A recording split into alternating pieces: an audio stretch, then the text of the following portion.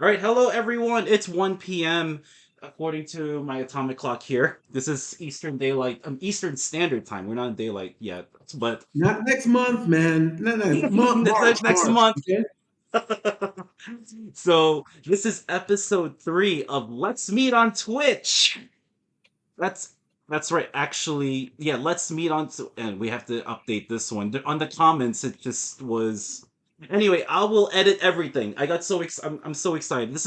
We're not doing Our Lady of Grace Mass. No, that we're doing Let's Meet on Twitch on time. Okay, so for those of you who don't know, I'm Dean or I'm Wild Gold Dean. My handles are up there. I'm on Instagram. That's where I'm mostly on. I'm on YouTube. This will be posted on YouTube and on Twitter. I do not call it the one word. It's still Twitter to me. And then there's TikTok. We're in Twitch right now, and then I'm on Facebook, and I'm on Discord. So I do con reviews. I'm also a pharmacist. That's my superpower. Okay. So I'm proud of that. And I do con reviews, transit guides, I do the rail reports, I do mental health stuff and pharmacy related stuff, healthcare stuff, so much. So, and I got 3 amazing guests. All right, since we will talk about Anime NYC, we all went to Anime NYC. So, Mm-hmm. Kronos, you're next. Introduce All yourself. right. Wonderful world of Twitch. Well, I'm Kronos right here, owner and proprietor of Kronos 2501 Photography. You can find me on Instagram as Kronos, Kronos 2501. Me with the Star Trek gear and the red beret. And I've been going to Anime NYC for a couple of years now, not counting 2020 for obvious reasons. But yeah, that's where you can find me. And I hope you enjoyed today's meetup or stream. Okay, Della, Yes. Runner, your turn. Hi. Yes. The name is Nico/Nikki. My Instagram handle is Zellarunna, but that's also going to be found on X/Twitter, TikTok, as well as Twitch. I was also a streamer, but for obvious reasons, I actually had to take a break from Twitch streaming. But here I am right now with the legendary Walgoldine. As Yes. an Anime NYC con goer, I've been going since 2018. I did not go to the one in 2017 because I didn't live in New York City yet. 2020 because of obvious reasons. 22 only went one day because of my grandfather's passing. But here I am right now, confirmed for 2024, baby. And one of the first Yes. few that was able to get it when the tickets dropped for the mass public, but not counting the early birds. We're going to But yeah, talk Oh about man, that. that anyways. pre-sale was heck. All right, I Hmm. won't interrupt. Which we will talk about definitely. I forgot to tell you, I've Yep. been to Anime NYC since 2017 from the very beginning, so just I forgot to Hmm. put that there. And our Same. returning champion right here, Gippy. Hey everyone, I'm Gippy. I run a YouTube channel, Gippy Games. You see my handle there. I'm no spring chicken. I've got like white hairs now, but So do I. I've been in the convention scene for 21 years. I've gone to over 50 anime conventions in Toronto, Montreal, Vancouver, Boston, and of course Anime NYC. Also went to Gen Con for 1 year in Indianapolis. That's not an anime convention though. So I've been going to Anime NYC since the second year in 2018. Didn't go in the first year, 2017, because I wanted, I'm from Toronto, Canada. So the first year I was like, let's wait and see how this con goes. Maybe it's going to be a complete disaster. But then my friend went the first year. He took the plunge and he said it was amazing. And then the second year had just the second year had such an all-star guest lineup. I had to go. Been going ever since. I actually did go in the pandemic year of 2020. Um, the land border was closed, so that was the only time I took a flight to New York to go to that one. Yeah, got a lot to Ooh. say. Yes, we'll talk a little bit about that because we had that conversation 2 years ago. So, Yeah, all right, but I'm gonna. I think Anime NYC is great. We're gonna have a great show today. Well, we will have a great show because we will talk about expansion and all that stuff. But I'm actually gonna show a clip, so get your other devices ready. All right. Yep. So unmute the other devices. We're gonna go to the Twitch video. We're actually gonna Hmm. show it. I mean the Twitch stream. We're gonna show you some.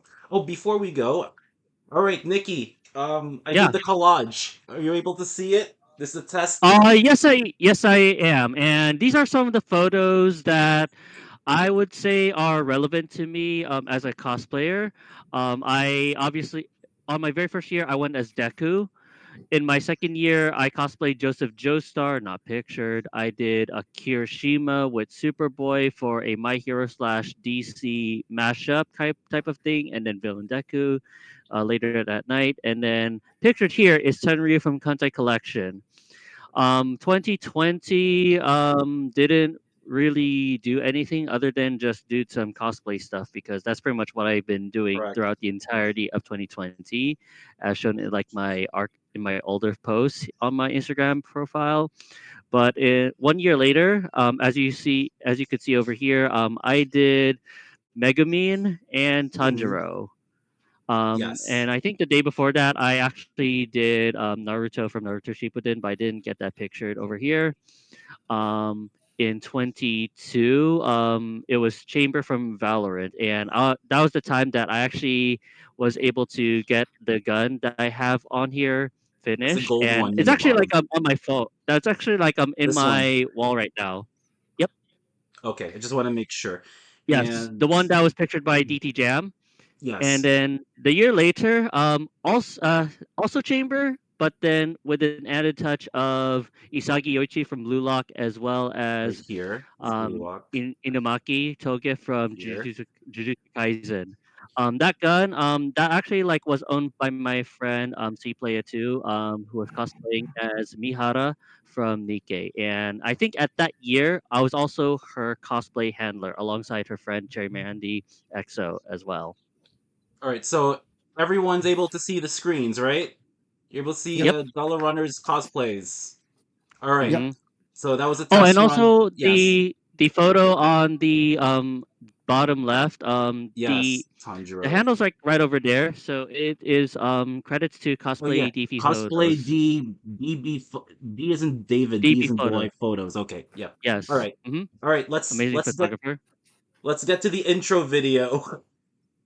Here we hmm go. Hey, what's good, bro? You excited for AnimeNYC? Yeah, man, dude, I am so excited for AnimeNYC this year, bro. I got this new apartment. I got some of my anime prints on here, bro. I'm trying to fill up this wall a little bit more with some more. It's gonna be my first AnimeNYC ever, bro. I'm so lit, man. You look like you had such a great time last year. And I just want to make sure I don't miss out this year, man. You know how my FOMO is. Yes, sir, man. I'm glad you're just as excited as I am. The tickets went live at 6, so let's get on it right now. Hey, yo, bro, something's not right, bro. It's not letting me put the 3-day passes in my cart. What? Well, that's weird. Let me check something real quick. Is something wrong with the Wi-Fi? Is it working for you, bro? Bro, you're not gonna like this. I just checked their Instagram and they're sold out. What do you mean they're sold out? The convention happens in August. That's 7 months from now. I don't know, man. I just checked their Instagram and it says they're sold out. But bro, you said the tickets went live at 6 p.m. It's been 1 minute, bro. I know, it's crazy. I'm scrolling on the time right now and everyone's saying the same thing. It looks like a lot of people still got their passes, though.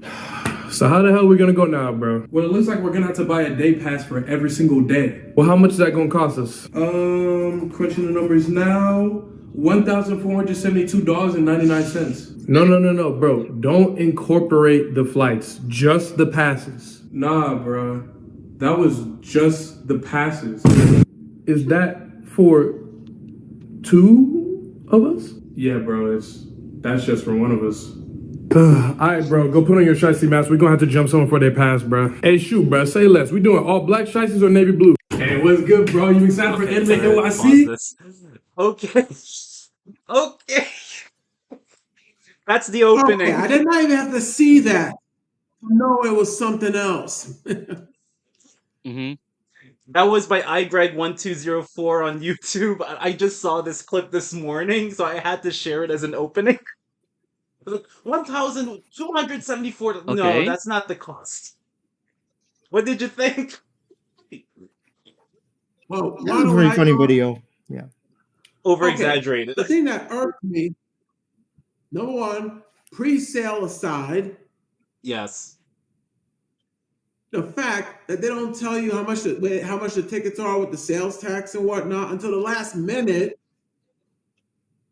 We'll talk How about is that. it that freaking Chinese food includes the taxes but not this website? It's a good question. I don't know. I just report what I see. So, but yeah, so let's. But before we get there, that's the main part, which we will get to. We will get to the prices and all that. I actually have the one from Instagram, which you probably saw already. I don't know if Gippy you saw Mhm. it, but I will post. I will show it I on the don't think slides I later. did. No, I Oh, you don't. I did? don't. Yeah, There's I don't another browse one. Instagram. I have another chart. The first chart for December that was just too simple, but Excuse me. it began with a friend who asked me how did they really raise the price, and I had a feeling it did, and he asked me how much. But so on the agenda, so past experiences with Anime NYC. So I'll go last in this case. So who wants to start? Past experiences, We'll good, just go bad, and all. clockwise. Kronos, go ahead. Very well. Okay, I remember when they first had Anime NYC. Yes. Okay, like I said, didn't go that 1 year, but anyway. Well, the idea is basically looking at obviously a whole bunch of people who like the stuff I like more or less and merchandise and everything, but I don't know. For some reason, it seems like from 2019 onward, it started trending in the wrong direction. For example, now they're not having the maps adequate. Moving the group photo shoot area near the exit. But I have to keep explaining to law enforcement more than once, I'm not leaving the building. This is where they said the photo shoots are happening. Well, never mind. I managed to find a nook and cranny for my one-on-ones. I'll tell you that at the end of this. But the fact they can't get their photo shoot straight and their staff was horrible last year. Because how is it, Dean, Yes. Gippy, how is it that you ask three staff the same question and you get three different answers? Answer Well, me that. well, there's a communication breakdown. I mean, that's the first thing that comes to mind. Mhm. Gippy? Well, who did you ask? Because I know there's two types of staff. There's like the red shirts, which are just crew, and then there's the higher The end black staff, which wear a shirt who black shirt. apologized for his subordinates and eventually pointed me in the right direction. Yeah, I see more mainly black and red shirts. I have a friend like well, Bella Runner and I have a friend who is a mutual friend who was a staff member at Mhm. last year's. Mhm. So, but all right. Any other experiences? Any good or bad in the past, including Okay. last year's? But I mean, like waiting outside for You about can 2 hours yes, in the freezing definitely. cold, waiting for people to be let into the building. Oh yes, that's why they're moving it to August, which we'll talk about. Mhm.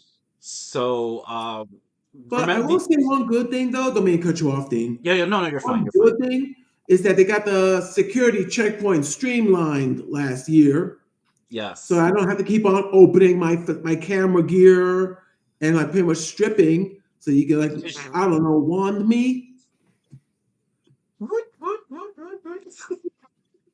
Oh my goodness. Do you remember 2021? Remember that one? I was at work during that time and and people were talking to me like the lines are long, it's 1 mile, this and that.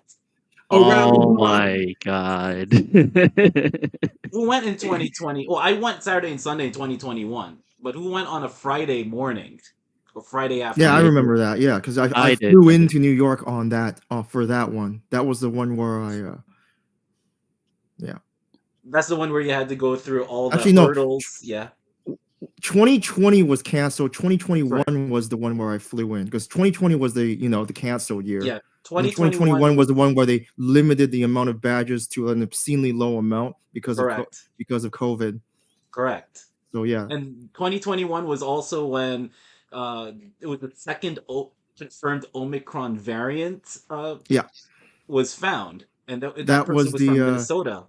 that was the convention where I actually was able to host an event at the con, Anime Speed Tune. That was the con where I hosted the event. So Mhm. went great, but I don't want to steal Kronos' thunder. So keep going. Yeah. Yes, keep going. Oh yeah, I think I remember having to take my vaccine card with me to get pre-checked before they let me in on 2021.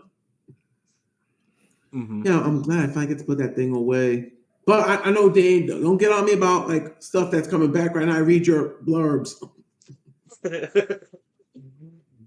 All right. All right, But Gippy. yeah.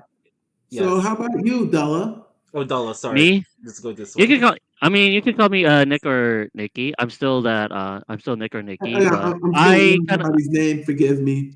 Nah, it's all good. It's all good.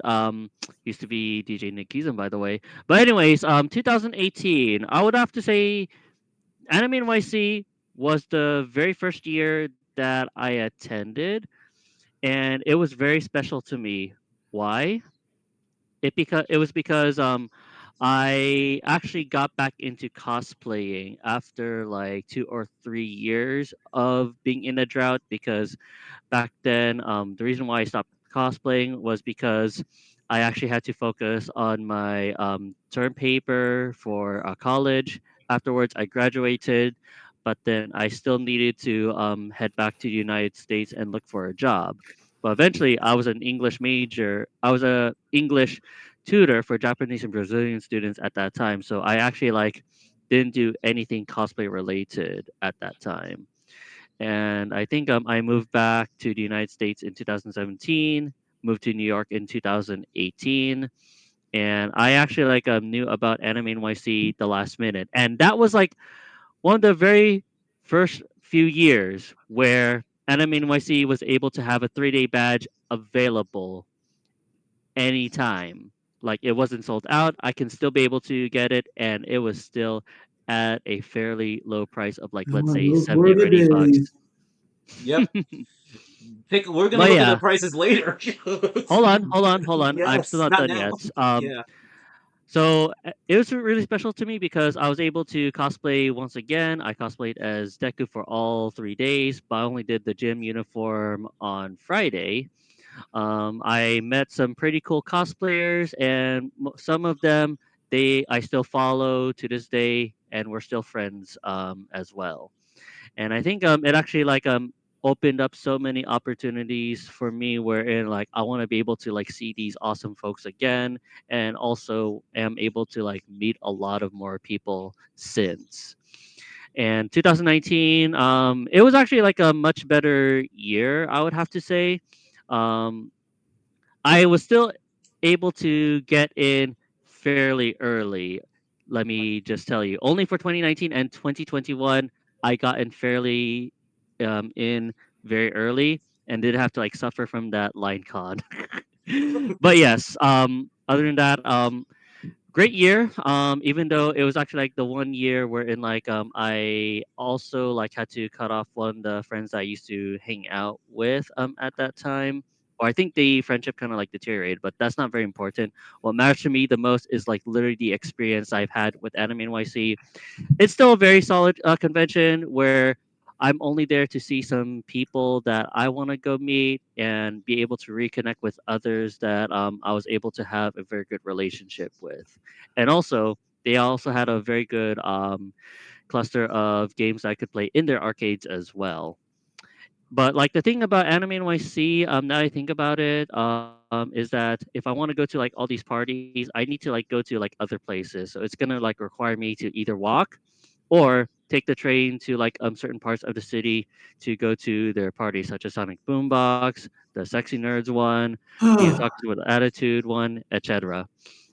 2021, like I said, I got in early before all that line con mess started became a thing.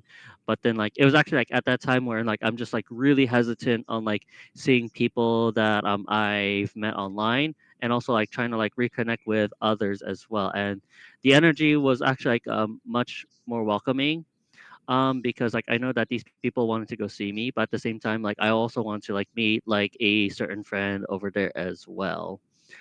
22 only went for 1 day, and it was because of my grandfather's passing. Even though I was still able to nab the 22 ticket, 3-day badge fairly early. It's just that I couldn't be able to do it because like the news of my grandfather passing kind of like struck me to the point where like I had to like only had to like sell the 3-day badge, but then suddenly went to Friday. Afterwards, Saturday, had to fly back to say goodbye to my grandfather. 23, I didn't get the badge because at that time I'm still feeling a financial drought, but one of my friends was able to offer me a badge, but in return, I have to be here cosplay handler. So pretty much, I didn't able to see too many of the friends, even though like I still see them regardless.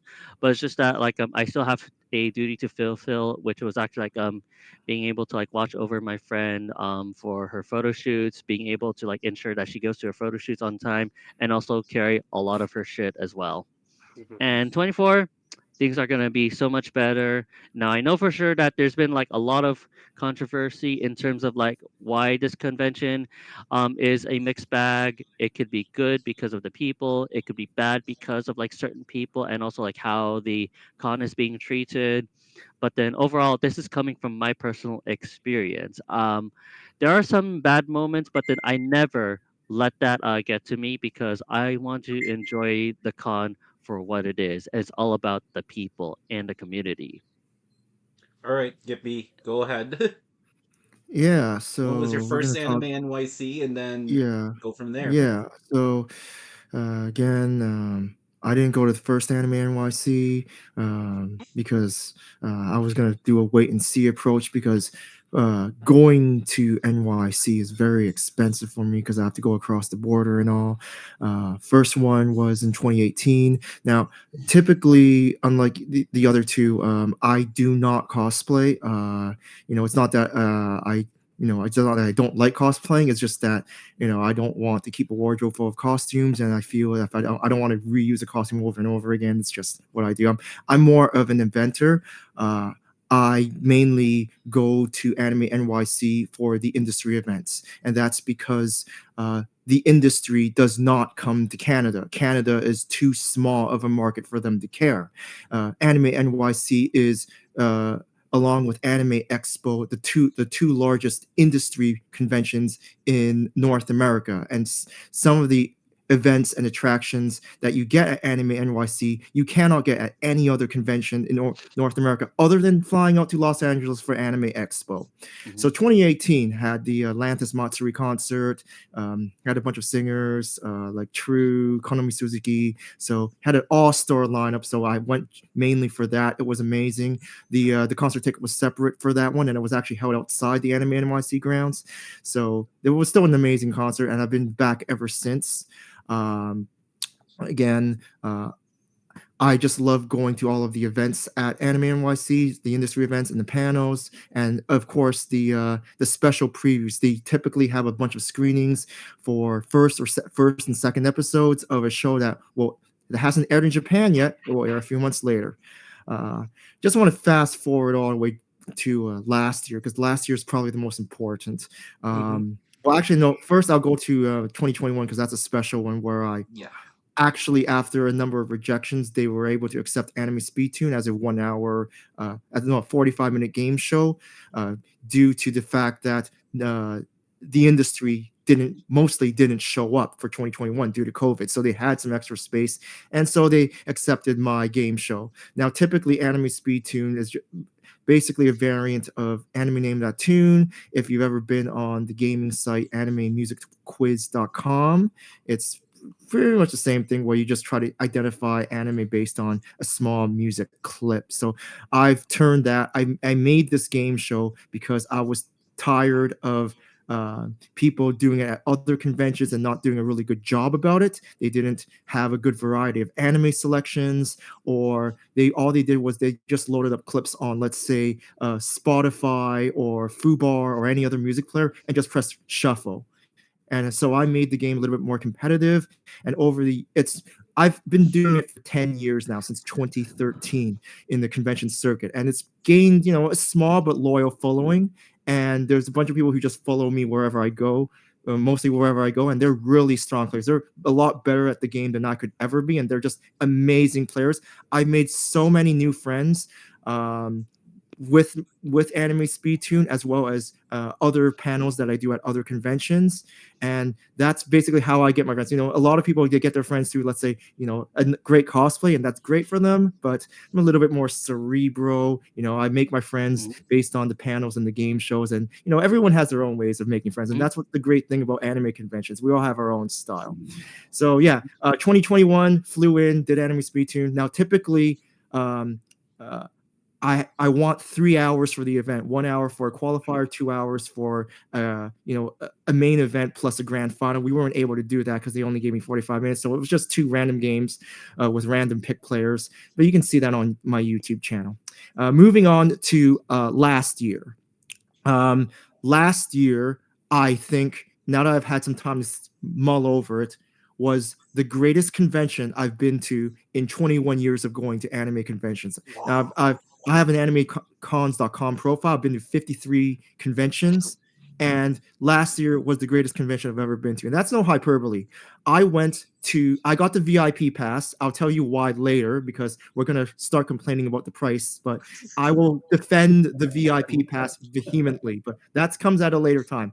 I got the VIP pass. I went to all 7 concerts. There were 7 I went to all 7 of them. I paid for 2 of them. The Cowboy Bebop concert on Thursday. So my convention was 4 days long because I count the Cowboy Bebop concert and the Hoshimatsu Suisei concert. That was also a paid event.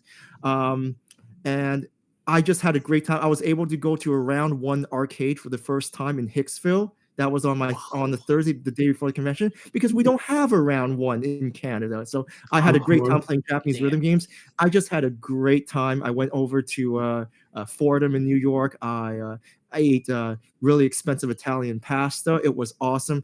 It was just just not just Anime NYC, but just the experience overall was fantastic. And the VIP pass, they were supposed to enforce was it front row seating for only 1 event, but they actually let that slide. So I was able to get second or first row seating for almost every single concert, and it was just incredible. And I also saw a bunch of panels as well and a bunch of screeners. I didn't get any autographs this year. I did get some autographs last year, but I didn't enter the autograph lottery this year because I didn't want to spend time waiting. And I think that's why I was so happy about this last year, is because other than the Crunchyroll concert on Saturday night, I did not have to wait for anything. The Crunchyroll concert on Saturday night, it was I left to line up 1 hour early because the VIP pass actually doesn't let you in early for that one. It doesn't give priority entrance. But what happened at the Crunchyroll concert was that it was standing room only. I was able to get something in the back row, but then but after the first act, which was Koshumie or something, I was able to go up to the front row because I bought a Crunchyroll premium subscription just for the front row access, like the super premium subscription, which was a little bit like the super fan. And I got like a front row seat to watch Survive Said the Prophet and Senarin, the 2 remaining acts. And there were did either of you go to the Crunchyroll concert on Saturday night?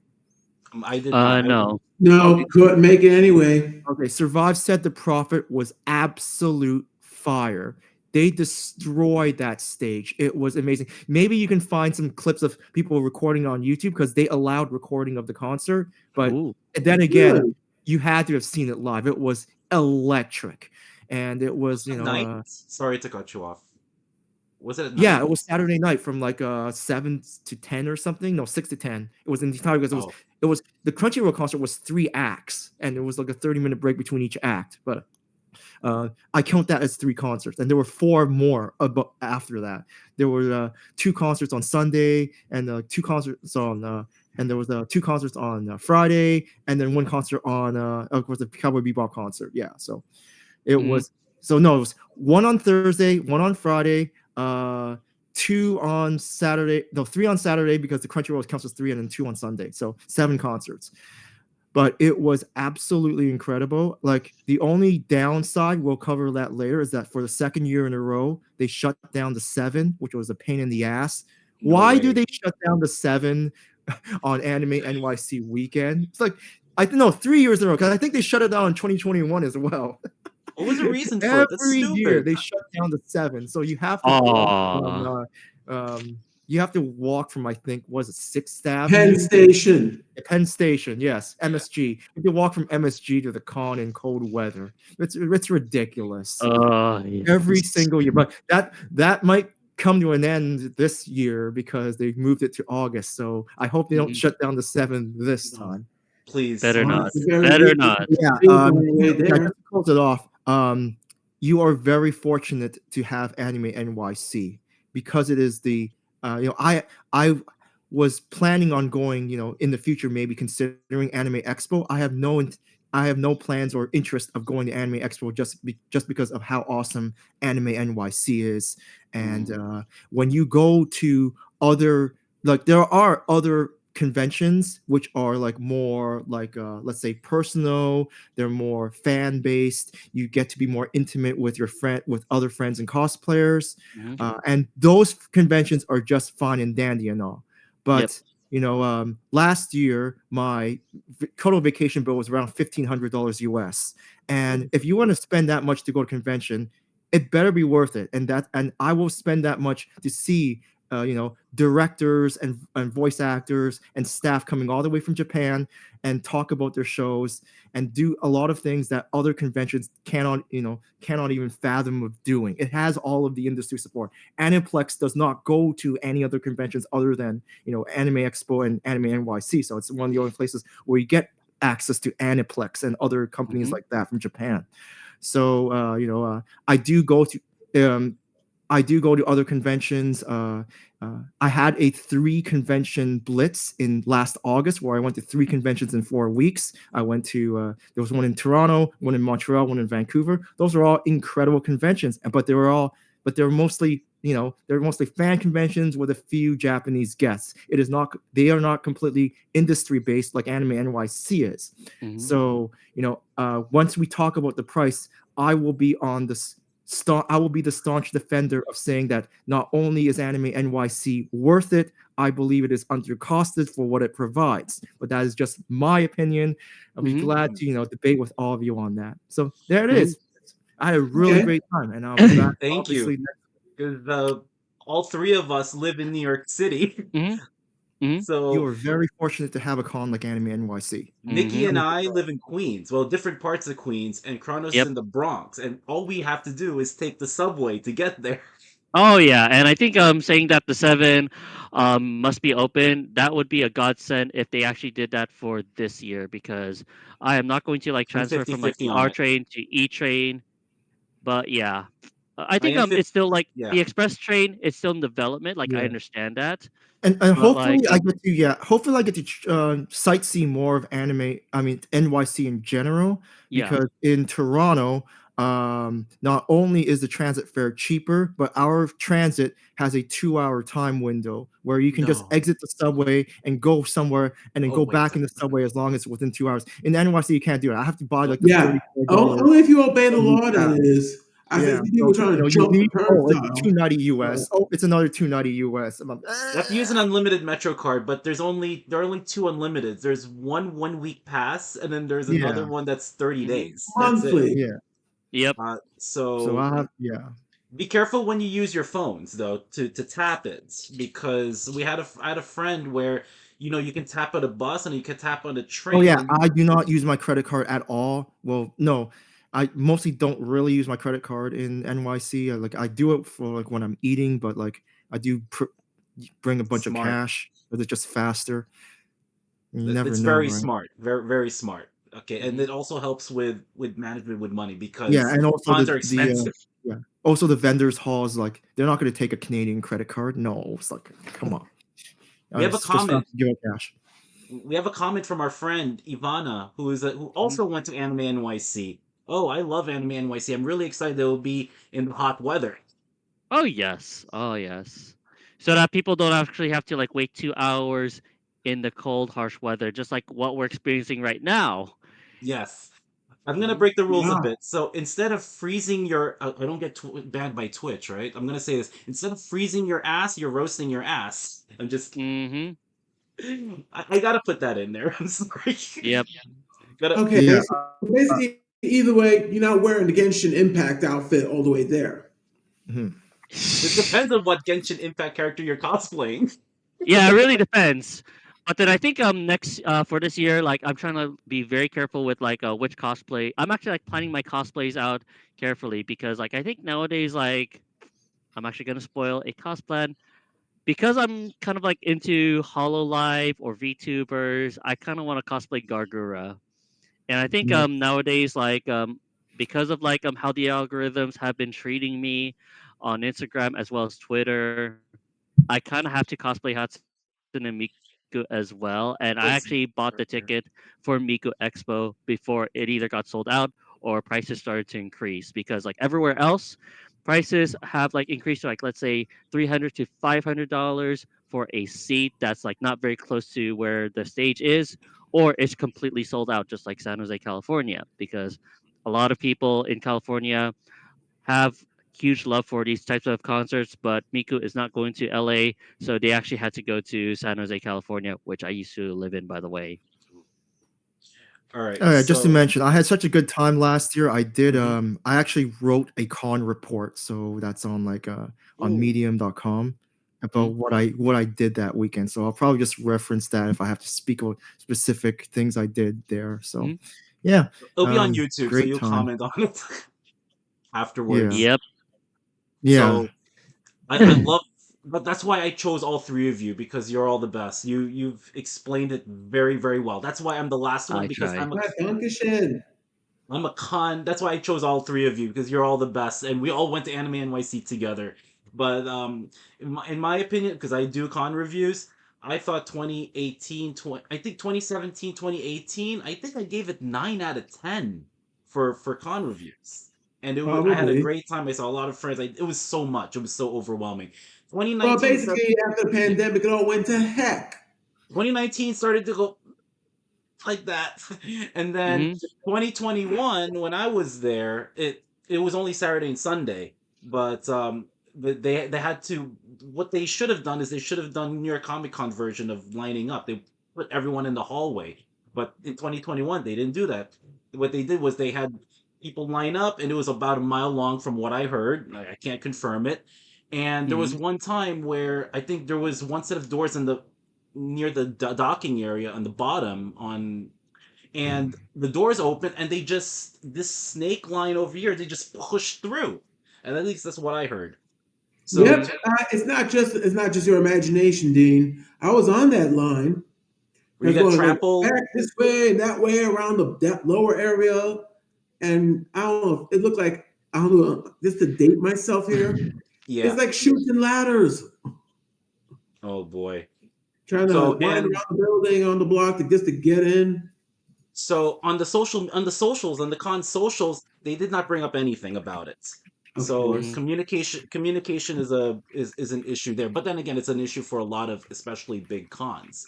But at Hmm. least do some kind of an apology, etc. Like what can you do, this and that.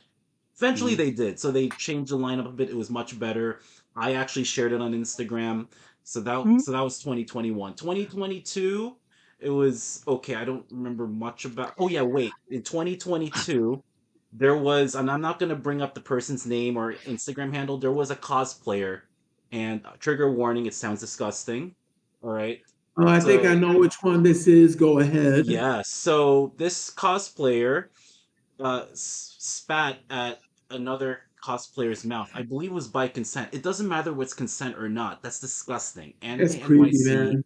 Anime NYC is for all ages. Okay, that's number one. Hmm. Number two, this same person, by with consent, but still, this is not acceptable unless you go to Exoticon. Exoticon is another con which we'll not talk about. Yeah, It's let's just okay. call it a mature con. That's correct. Like 18 plus.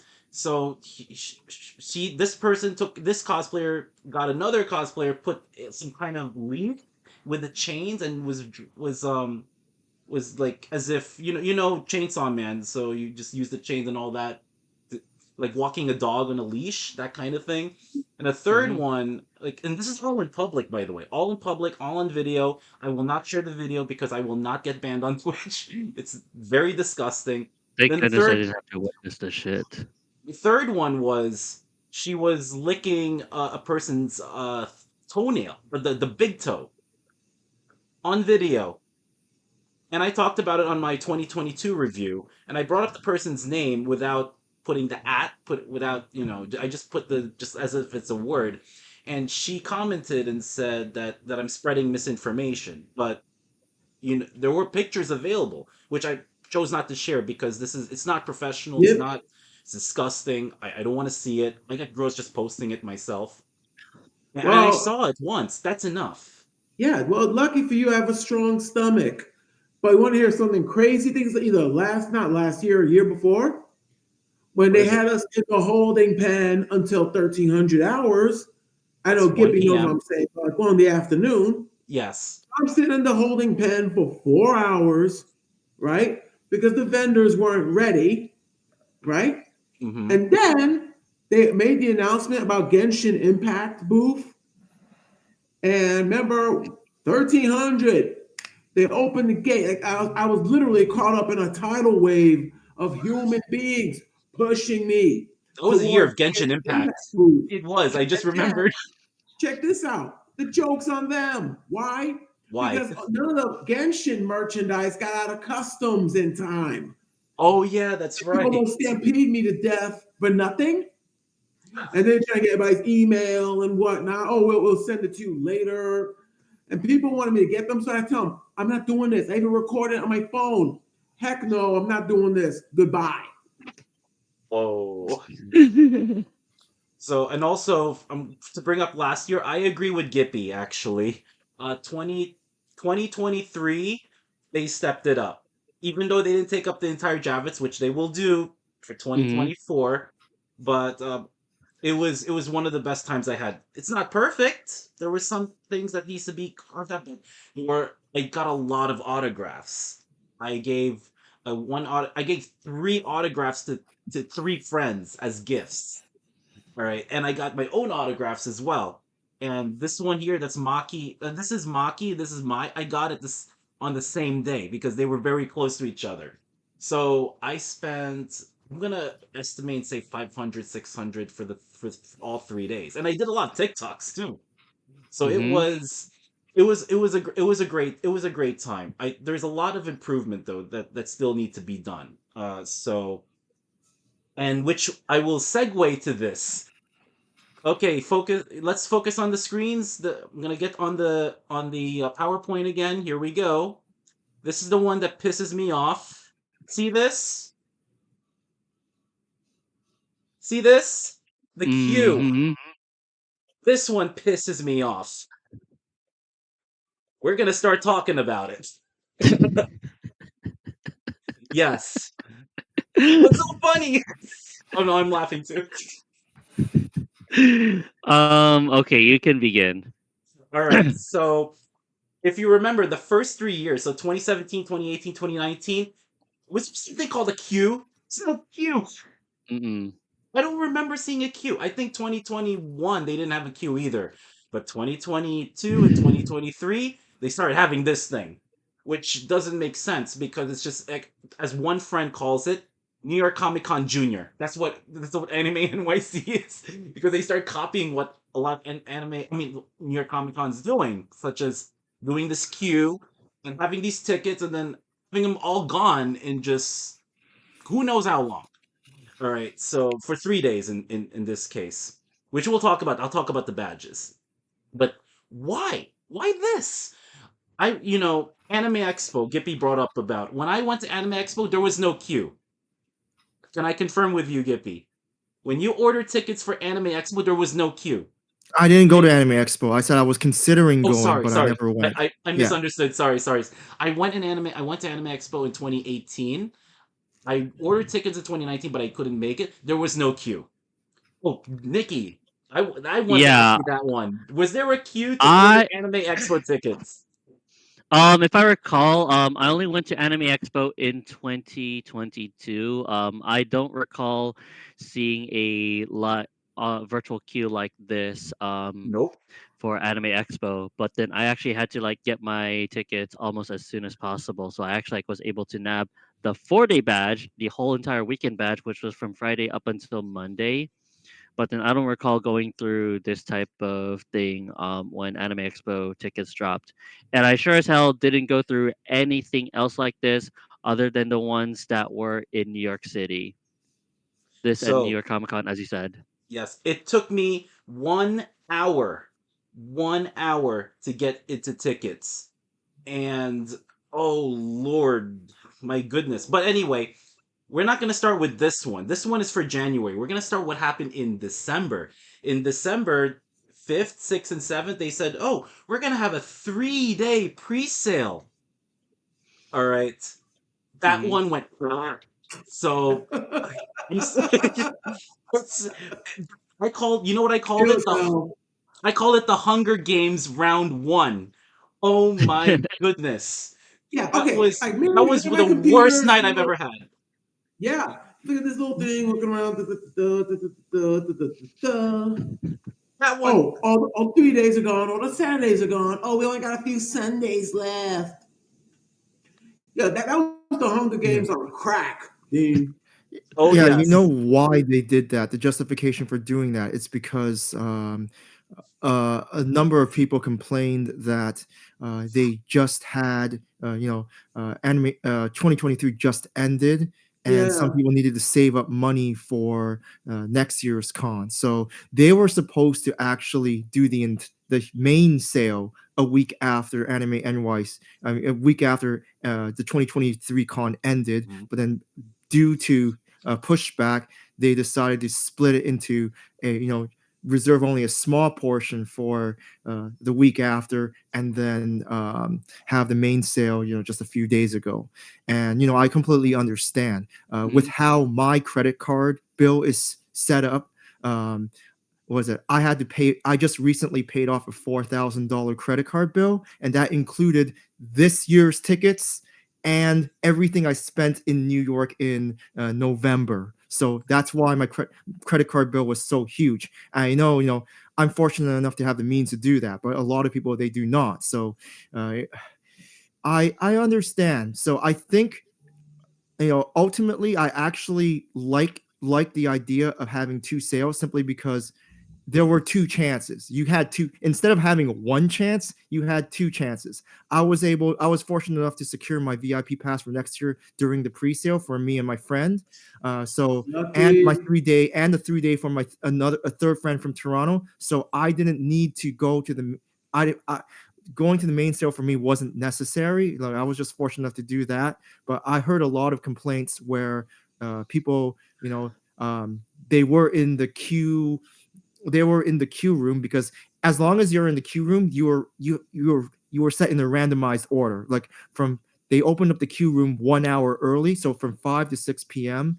Anyone who lined up from entered the queue room from 5 to 6 p.m. had a randomized placement, and then anyone who entered in after 6 p.m. they were out of luck because they were automatically placed behind everyone in the queue room. So I was fortunate enough to get my tickets, but again, I'm just saying this because yeah, I got my tickets. Yeah, I'm happy. Yeah, uh, Which but is the thing good. is that I think if you really want to go to Anime NYC, there really isn't too much to stop you. Like the tickets are not unobtainium; they are not impossible to get.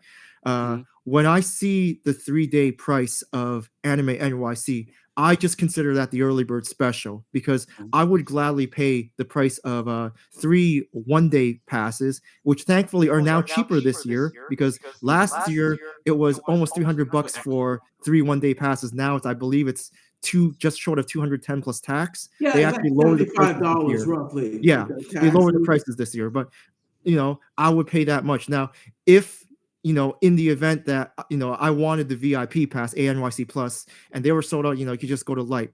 The only ticket that was unobtainium was basically the VIP concert pass for the Hoshimachi Suisei concert because they allowed last year they allowed VIP pass holders to buy those tickets first. And of course, we gobbled them all up, so there weren't too many for the main public. And those people who are super fans of Hoshimachi Suisei from Hololive, they weren't going to give up their tickets on Light. So after that initial pre-sale, VIP was basically impossible. Well, which is the first 2 rows of that concert, was basically impossible to get. But here's the funny part, though. There were 2 HoloLive concerts at Anime NYC, Hoshimachi Suisei and the free one, which was a HoloLive Indonesia on Sunday. I thought the HoloLive Indonesia concert was better than the Hoshimachi Suisei concert, even though the Hoshimachi Suisei concert was a paid concert, and the other one, the concert was included with the password at no extra charge. So it's funny, but that's my personal opinion. I thought I did have a great time at the Suisei concert, but I think paying that much for the VIP pass, I think it was close to $100 for the VIP pass.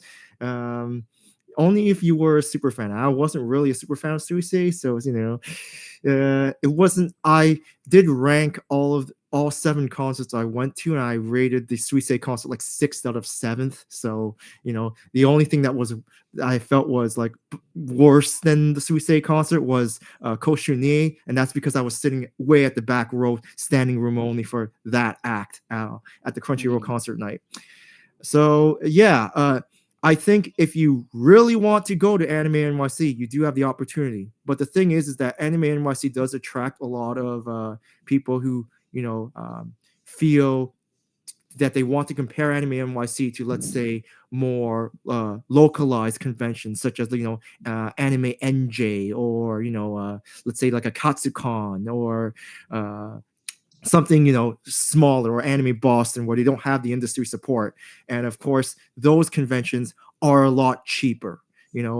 How? So, yeah, they're a lot cheaper. So They are a lot cheaper for Anime for Boston, Otakon. for foreigners like me who travel great distance to come to conventions, Anime NYC attracts a lot of whales, so-called whales like me. And I completely understand that locals who aren't deep into the industry, or aren't knee deep into the anime fandom like I am, don't want to pay over $200 for a 3-day pass. But the way I see it is that I look at all of the entertainment in NYC, and it's just bloody expensive. Like last night, my Toronto Raptors played the New York Knicks at MSG, and we totally, and the Knicks spanked the Raptors. But I took a look at the lower bow seats for that game, just to see as a comparison. Like lower bow seats for that basketball game was starting at $400. That's $400 for 3 hours of entertainment, and MSG sells out at that price. Yes. So people are willing to spend that much in NYC. So imagine foreigners coming in. It's like, if you want to spend $400 for 3 hours of basketball entertainment, then $400 for a 3-day VIP pass, or $200 for a 3-day regular pass seems like a bargain compared to what other entertainment there is in NYC. Like in NYC, I haven't been to a Broadway musical play, but I would assume those are just as expensive, if not more, because Broadway like plays in ones, Toronto are expensive. Well, yeah, at least like $100, $200 ticket for like a 3-hour play. So I think it's just expected in a place like New York City, where everything is more expensive than everywhere else. If you want to save money and you want to go to a more local con where you just want to hang out with anime fans and you don't really care about the industry side, then yeah, there are a lot of cheaper cons to go to. But Anime NYC has to spend money for Javits. It has to spend money flying in all of the Japanese guests, and it isn't cheap. And it's not. That's just the way it is, right? It's I don't, how much compared to, let's say, like New York Comic Con, how are the prices? Because I haven't checked NYCC prices. Are they cheaper or more expensive for than 2024? It hasn't come out.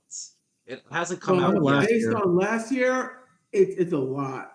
If I recall, last year, I think each of the individual days, Friday was $75, Saturday was $75, Sunday was $75. So if you were crazy, you'd be looking at about $300 worth of ticket. Yeah. Plus so VIP it's around the same price. maybe. But let me tell you this: how many overseas guests does New York Comic Con bring in? It's like they just bring in a lot of American guests, Usually, and yeah. so their expenses are going to be cheaper, right? So whereas with Anime NYC, you fly in all of these guests from Japan and their entourage. It's not just the guests, but there's like you got to pay the interpreters and the translators. It ain't cheap.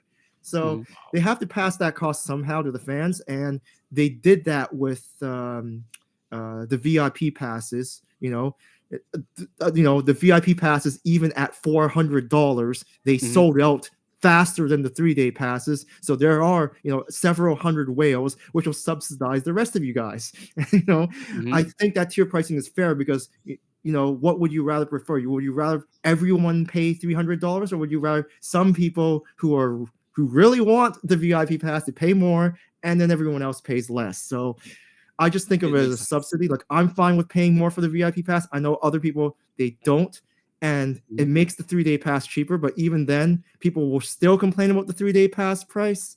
And life isn't fair. Some people will get the 3-day pass and other people will not. They will have to Mhm. pay for 3 1-day passes. Life Yes. isn't fair, but it's, Mhm. at the end of the day, it's like, if $50, the difference between, let's say, the 3-day pass and like 3 1-day pass, the difference is like what, $50-$60. If $50-$60 is stopping you from going to Anime NYC in the first place, it's a make or break deal, then you have to wonder whether or not the convention's really for you. I Because I actually don't think, agree. that's like a day's worth of work, and this event comes once a year. So again, you know I do understand that back in 2018, the prices were about half as much as they are today. But you got to consider that, the convention has grown to such a huge degree that it is now, in just 6 years, the number 2 anime convention in North America. And it Mhm. has just Correct. outpaced every other convention. And so they've got some good management on their hands, because, you have anime conventions who have been around like 20, 30 years, Like like Otakon, Anime 30 Central, years. Otakon, and Anime NYC has surpassed them. They have the industry support, they have the industry's trust, and from the Japanese side, that's not easy to get. So kudos to them for doing all that. Yeah. Mhm. I Well want to, said. Well said. yeah, I want to say something. I actually have the website for New York Comic Con. VIP tickets, $553.25. Oh, So it's hell more no. expensive. It's more All right. expensive than Anime NYC. Yeah, Yeah, but I then like again, to it's 500. go four to a days. convention, but dang. Mhm. Thursday is $80. Friday's $80. Saturday's 80. Sunday's 80. 4 days, $233.25. Sunday So kids 28 it's more 25. expensive. Yeah. And there's a Mm. digital ticket which is 28.25. And Yeah. looks like Chronos, you got a rebuttal. I'm gonna get you. Look, you were saying like, how is it cheaper? Explain. Go for it. Okay. Enlighten me. No, I you Oh, had some me? you had something to respond for Gippy because Gippy said, "Oh, it's cheaper," but you asking Mhm. how? Hey, No, I said Anime NYC is cheaper. yeah, But Anime Kronos, you NYC, said it was. yeah, You said and New York Comic Con's a 4-day con, so they can justify the more expensive price. But you see the Okay. 1-day passes; they're Mhm. still more expensive than Anime NYC's 1-day passes. Go correct. ahead. So yeah, Chronos, go ahead. You Okay. wanted to There we say go. something. See? Okay. I listened. Okay. I learned something new. Thank you, Gippy. Yeah. So But like I I said, yeah, my go ahead. Anime NYC was technically a 4-day con because I went to the Cowboy Bebop 25th anniversary concert the day before Mhm. on Thursday night, Day and that cost zero. me $100 as well. So that was an amazing concert. So, but again, only a couple. That venue hall only holds about 1,000 people. So I know, yeah, it's technically not part of the con, but for me, the con started on Thursday. Part of the experience, I reckon. Yeah. All right, we're getting back to the so this is So yeah, back. Let's go back on topic. Do yes. you think you don't think the pre-sale was fair? I thought the Well, pre I for me, oh go ahead. you first. No, I was about to say that I thought the pre-sale was fair, just not in the amount of tickets that they have. I think they should have provided more tickets because a lot of people were just flooding in. All Mhm. right, I was very pissed. By the way, on the slides now, you will see the chart that I posted on Instagram. You'll see all the price breakdowns that I did Mhm. using my calculator and all that. All right, Kronos, go ahead. Yeah, I didn't want me to cut you off. Sorry about that. My opinion on that, right? If it's going to be a pre-sale, correct me if I'm wrong again, but the pre-sale was open to the general public, right? And obviously, the general public, once they knew, oh, December, maybe I'll get this for Christmas, and they just jump in, right? I have look at this thing for half an hour, Yes. and there was pretty much no pre-sale at that point. Yeah, but if you can do, at least like do it. I don't know how they could track people, but like do something for the fans, and like save the general public for the first time people for the regular sale. What say you to that? I think they probably did that already. Hmm. So, uh, Well, would you have rather had all of the tickets available just a week after the con? Because again, no. I already True, explained the reason true. why they That does didn't make do sense. that because You people said had to credit yourself, card bills to pay. Go maybe ahead. Yeah. people were broke after AnimeNYC last year Yeah. or subsequent cons that Dean and I went to. I won't bring it up here, off topic, but yeah. But January's a reasonable, but pre-sale, I knew going in it was going to be hit or miss. Well, I missed it, but at least the general sale came up. It was a hit. So basically, can't have it both ways, honestly. Yeah. I was very I heard the feedback for the general sale was very positive because Hmm. whereas the 3-day passes sold out in under 30 minutes in the pre-sale, it took almost 2 hours for the 3-day passes to sell out in the general Yeah. sale.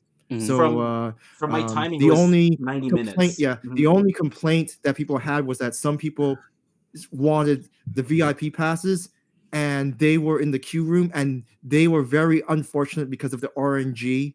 Hmm. Queue room. You're at the mercy of RNG, of the walking stick man, Oh my goodness. Yeah. and like, and some people weren't able to get the VIP pass, even though they were in the queue room. So they'll have to get off late. It's unfortunate, but that's why I said you have that's why I think two chances were better than one. So I agree with that. it is what Maybe it put is, a right? little bit I more, I believe guess. the VIP pass is sold out in 45 minutes rather than 20 minutes, so they still double the length. So I Hmm. think I think for the yeah, first one, Hunger Games round 1 on December 5th, Okay. I believe in less than 30 minutes all the 3 days were gone. VIP probably a lot shorter than that. When I got in 30 minutes, I was going to do Saturday and Sunday because well, 3 days are gone. And then when I was going to check out, I couldn't order Saturday, so I ordered Sunday out of nowhere. So Hmm. I'm gonna have to find another Sunday find someone who wants a Sunday badge. But I think they should put a little bit more. Of course, most of them will be on the general one, which is I call Hunger Games Round Two. Oh Hmm. my good. So if you saw my Instagram, I had the halfway way there. There was a story that I posted. I don't know if I want to share it. Should I share it? I don't know if I'm Tell able me to no Um, share. further, do you please. think the walking man, the stick man, is a hero or a villain? That's a good um, question. to me, it was actually like a hero, and obviously, I actually like took in consideration with what Gippy has said. What he's saying with regards to the pricing is actually correct and justifiable. Like I know pretty much I have a better understanding as to why Anime NYC actually had to raise their prices from like what used to be at 70 now is up to like let's say 129 or 150 after the taxes and all that stuff. Which I'll show here. But Mhm. with regards to 24, okay, go back, thank you.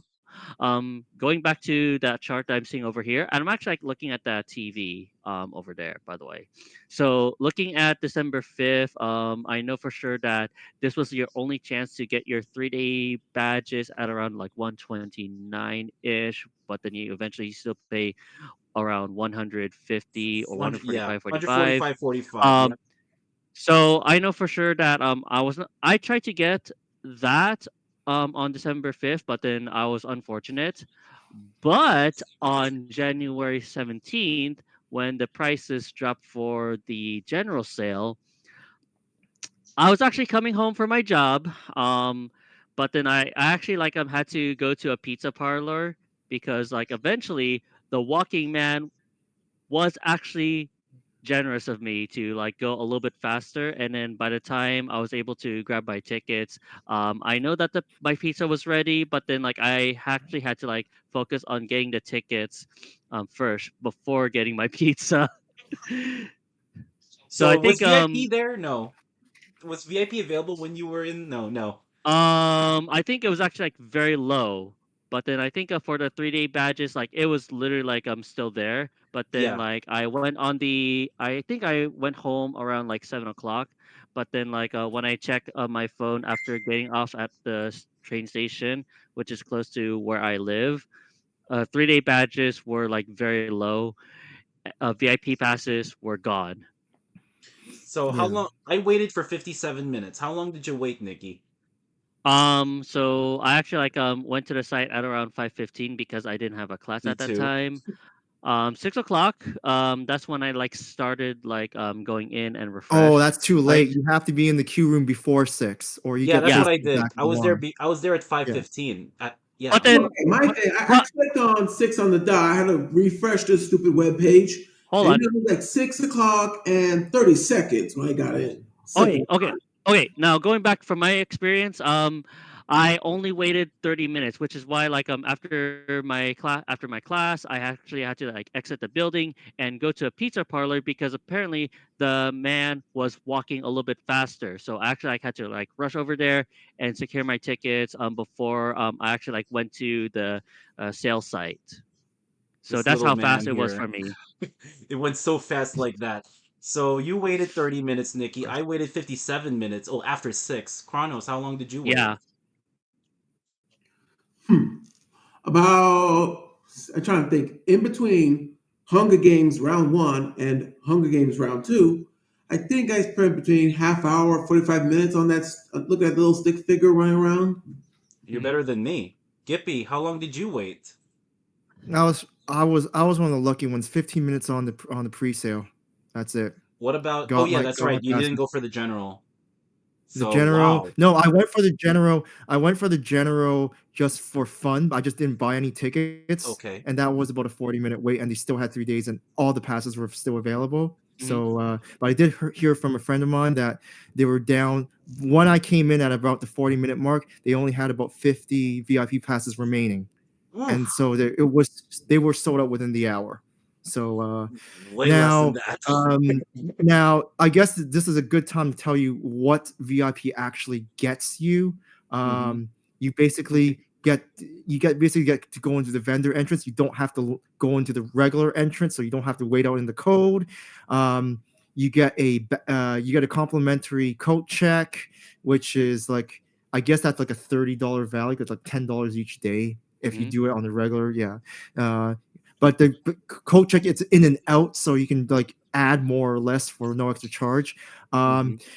The biggest perk, which I like to laugh about, is that all VIP pass holders get a private washroom on the fourth floor, which only VIP holders can access. So you don't have to go, use the washroom used by thousands of people. You get to use the washrooms that are only accessible to VIP pass holders, and they're a lot cleaner because there's a lot less people using them. Of And course. typically, the people who pay more will be, they're usually a little bit cleaner in the washrooms.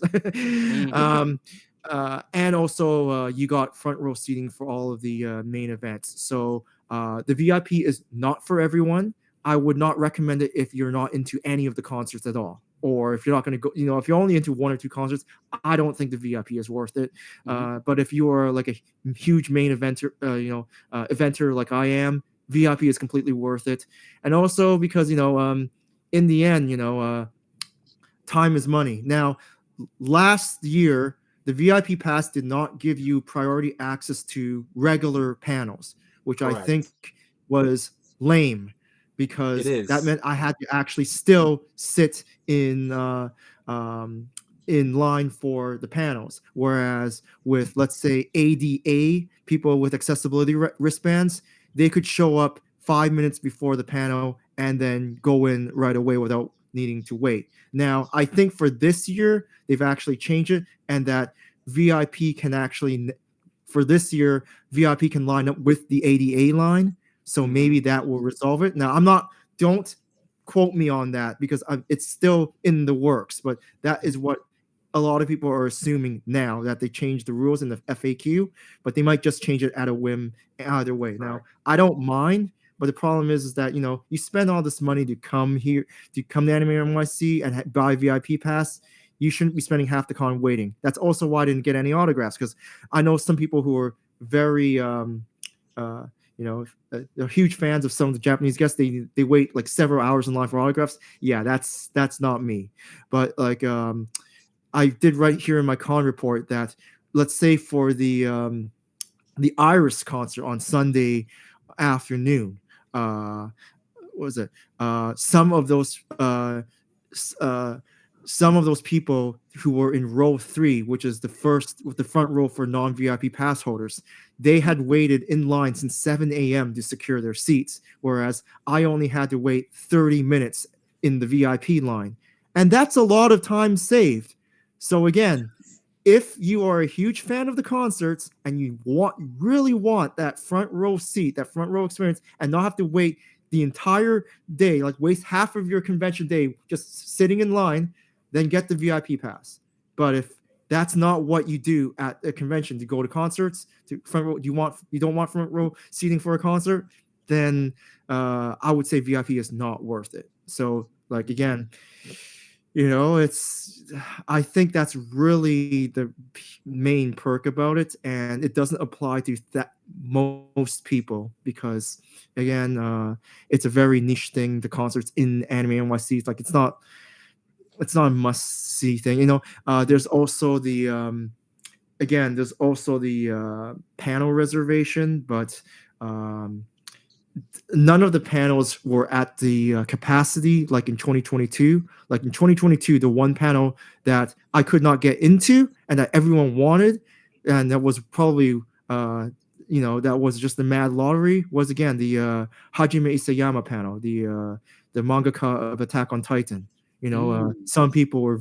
I really wanted to go into that panel, but I lost the lottery. And 2022, there was no VIP pass, so there wasn't anything like that last year. But if there is if there is like a huge main event panel, that maybe VIP will help then too. But I think Hajime Isayama coming to Anime NYC was just a one-time thing, and I don't think anything will top that anytime soon. Because even with like Hololive and all that, no. Attack on Titan had mainstream appeal, and it's the one anime that you can count on at least half or 3/4 of all of the attendees at Anime NYC having seen that anime. And I don't think there's going to be anything that captures more of a potential audience than Hajime Isayama. So that was my Also, 2 years ago, you remember the Stampede for One Yes. Piece episode 1000? I heard about it. Yes. Yeah. Okay, so that's 2 stampedes now. Yeah. Whoa. So those 2 events made 2022 very. I didn't talk much about 2022, but those were the 2 things I remember from that con. 2023, there weren't any. It was a lot more orderly, and that's amazing considering there were more people. But Yeah, and for 60,000. 2023, it's still the Genshin Impact line still sucked. Ooh. Yeah. Wow. So it's not for everyone. Again, the VIP has additional value for foreigners who just don't want to waste their time in line because time is money, and But other than that, if you're willing to wait in line, and you're not interested in the concerts, VIP is not worth it. It is not worth over triple the price. Remember, you can pay. VIP is over triple the price. So that washroom is a private washroom is amazing, but it's not encrusted in gold leaf or anything. You don't get a bidet. You still have to use toilet paper. Okay. Yes. I wanted to bring something up. Thank you, Gippy, for bringing up the ADA part. I'm actually autistic, so I had to go through the ADA stuff. And so last year, they screwed up the VIPs. So I believe they were told to the VIPs, oh, you can get into the con 1 hour prior. You have your own lounge. But security did not allow any VIPs or even the ADAs to come in that early. So they had to wait in the cold. I had to wait in the cold because I was one of the early ones. And then once Hmm. it was closer to 10, actually no, not maybe around 9:15, 9:30, I was able to go in. So it was because with my anxiety and all that stuff, I'm very sensitive to stimuli as an autistic, so I got the Mm. wristbands and all that stuff. You sure? But Like I will say, yes, go ahead. yeah, I was able to go in 30 minutes early because the ADA VIP entrance was the same as the vendors entrance. So Correct. the vendors have to go in. So if you walked in along with a vendor and just flashed your badge, I mean that Yeah. should have been it, right? I got Yeah, Ah, complaints. wonderful. yeah. I got So, complaints Dean, from let me friends know who when we were get to the part VIPs. about clueless security. Go ahead. You talk Oh, about okay. clueless security because Remember earlier I mentioned the whole thing about trying to get into the group photo shoot area, yes. and the security has no idea what's going on at the photo shoot area or otherwise. Communication. So I don't know what solution to make other than just maybe do maybe a dry run or try to train the Javits staff more. Or better Or maybe have communication altogether. So pretty much the staff and the security of the Javits Center need to be like in one place. They need to know what's going on, and they need to know like how they can be able to help. maybe basically make some kind of notifications, maybe get the Hmm. same everything like streamline everything. And Yes. I feel as though the staff at Javits, especially the security, pain in the you know where. Attitude sucks and all that stuff. Now, I'm okay because I know how to get around it. But imagine if it's their first time, if it's someone Hmm. who's, pretty sensitive. Yeah. That could make it or break it for a con goer. Hmm. Oh yeah, so I And I wanted to think yeah, go ahead. And I think another thing too is all about like the safety hazard as well. Like you do not want to have like a gathering so big to the point where it's going to block both entrances. That actually happened with Anime Expo, wherein when you're inside the entertainment hall or expo hall, you cannot be able to go in line for a certain booth. And I want to go see my friend who was actually working at one of those booths, but I couldn't be able to line up because eventually I'm a safety hazard and I'm blocking the exit. And in which in Mhm, fact I'm not able to when in fact I'm not actually blocking a any entrance or exit whatsoever. I just want to go line up mhm, before everybody else. But then people started cutting in front of me. But also it's not just that with those big cosplay gatherings such as Genshin Impact. So mhm. pretty much it actually got so big to the point wherein like the security had to shut it down because they were causing a fire hazard because like there's like so many cosplayers that want to be recognized. And I think another thing too is that also happened with Kazucon. Like the security didn't shut it down. It's just that I actually had to walk out because it got super overwhelming, and it's really hard for me to like go in or get out because like I'm just like being flooded with like all these cosplayers, their amazing props, and also like all those big photography equipment as well.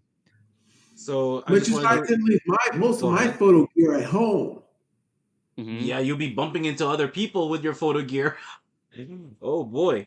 So And also props too. Also yeah, props that too. too. If you're Hmm. cosplaying with as Hawks and you have all the big wings, oh my goodness, got to Hmm. protect your Or somebody cosplay. with a Maca Albarn sickle, just to throw that in the mix.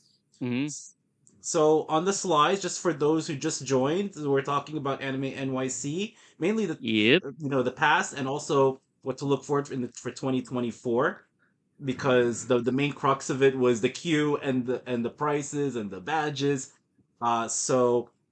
Just for those who don't know much about Anime NYC, has started in November 2017, and it started with about 20,000 attendees, and it went from that to about 36,000 in Hmm. 2018, and it went to 46,000 in 2019, and then we already know what happened in 2020.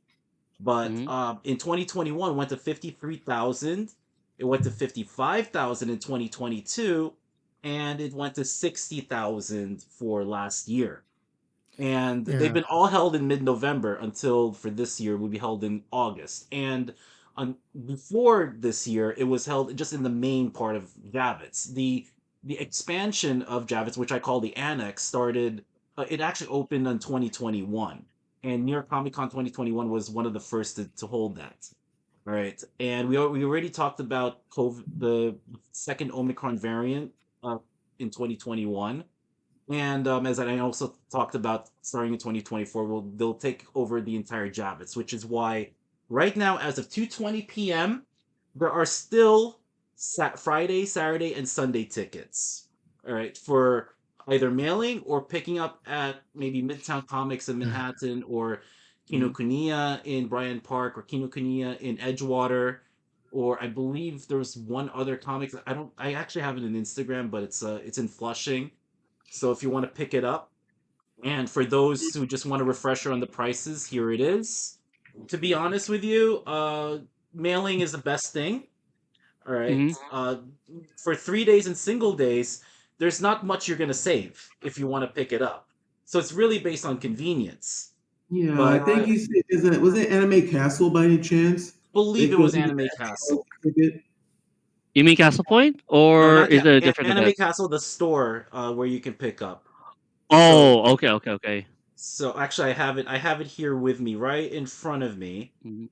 So, well, it's on the website. So it'll be in Kinokuniya in both Edgewater and in on Sixth Ave. Actually, it's on Bryant Park. It's across the street. Midtown Comics in Mhm. Times Square and Grand Central, and Lower Manhattan. Lower Manhattan is in Mhm. Fulton Street. Anime Castle, as you brought up. Newtown HQ in Astoria as well.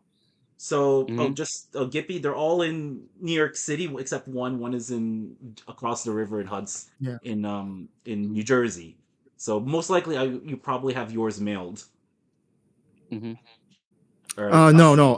Oh no. I have to do pickup because I'm Oh international, yeah, that's and they right. still charged me the mailing fee. So I emailed them Damn. about that, and they said I'll get my mailing fee refunded after the con.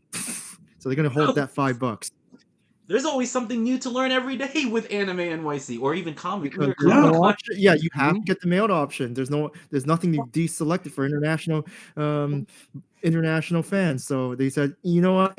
Yeah, you'll get the refund after. Lovely. Wow, That's crazy. They'll hold that That's is $5 crazy. really from me crazy. and invest it, I guess. If they don't give Wow. me the money, it's like it's $5. I'm not gonna make a huge deal about it. Yeah. Mhm. So anyway, so we did introduction, past experiences. We did that's a big one, pricing, queuing, and let's talk about issues. We talked a little bit about issues earlier, but what are some of the issues that Anime NYC needs to work on in preparation for 2024? Who wants to start? Did any of you get accosted by the CD people? Oh, that happened to me last year, man. CD. Oh, Wait, Yeah, what Okay, happened? short you get version. on a CD and The if guy you take it, came they at demand me money. telling CD beggar. his CD spiel, right? The guy comes to me, I'm like, no, no, thank you, right? And then he has to start pulling out the race card on me in front of everybody. no. Oh, you hate me because I'm black.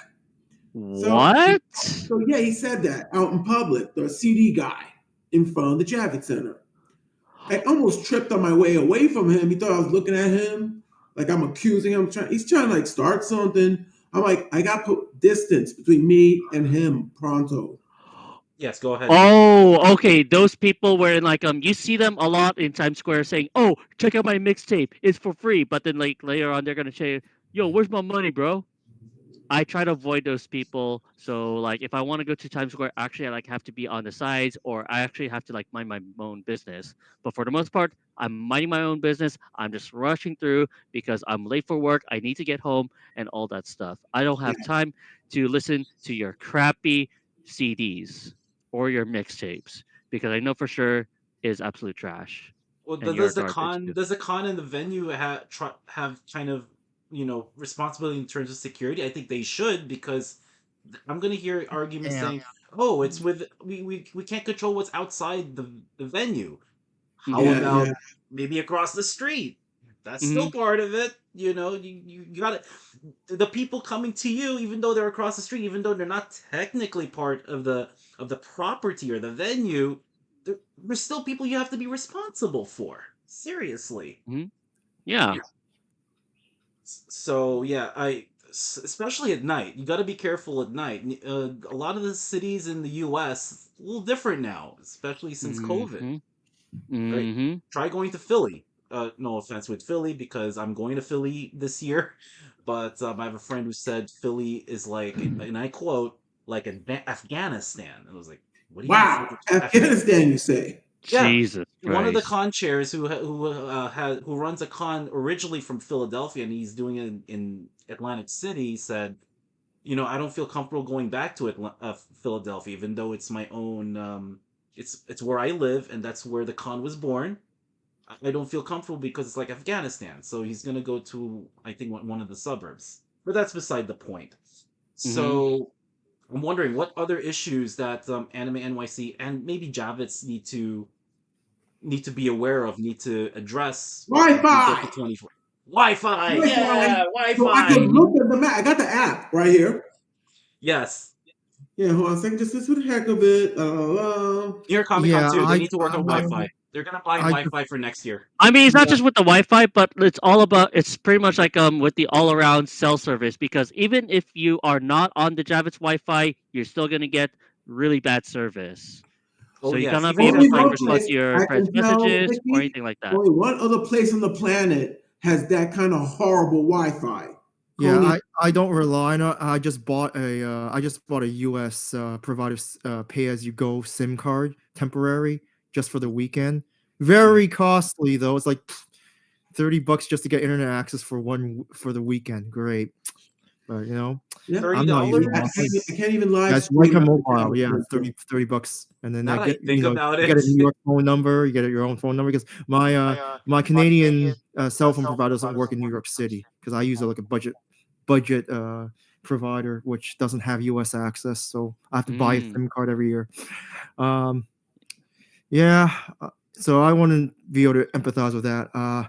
I think one of the main issues for Anime NYC is that because it's such a uh, industry focused convention, there is not Mhm. enough fan content. Number of fan panels at Anime NYC is very, very few. And correct. it's not because they don't want any, because there's just no room.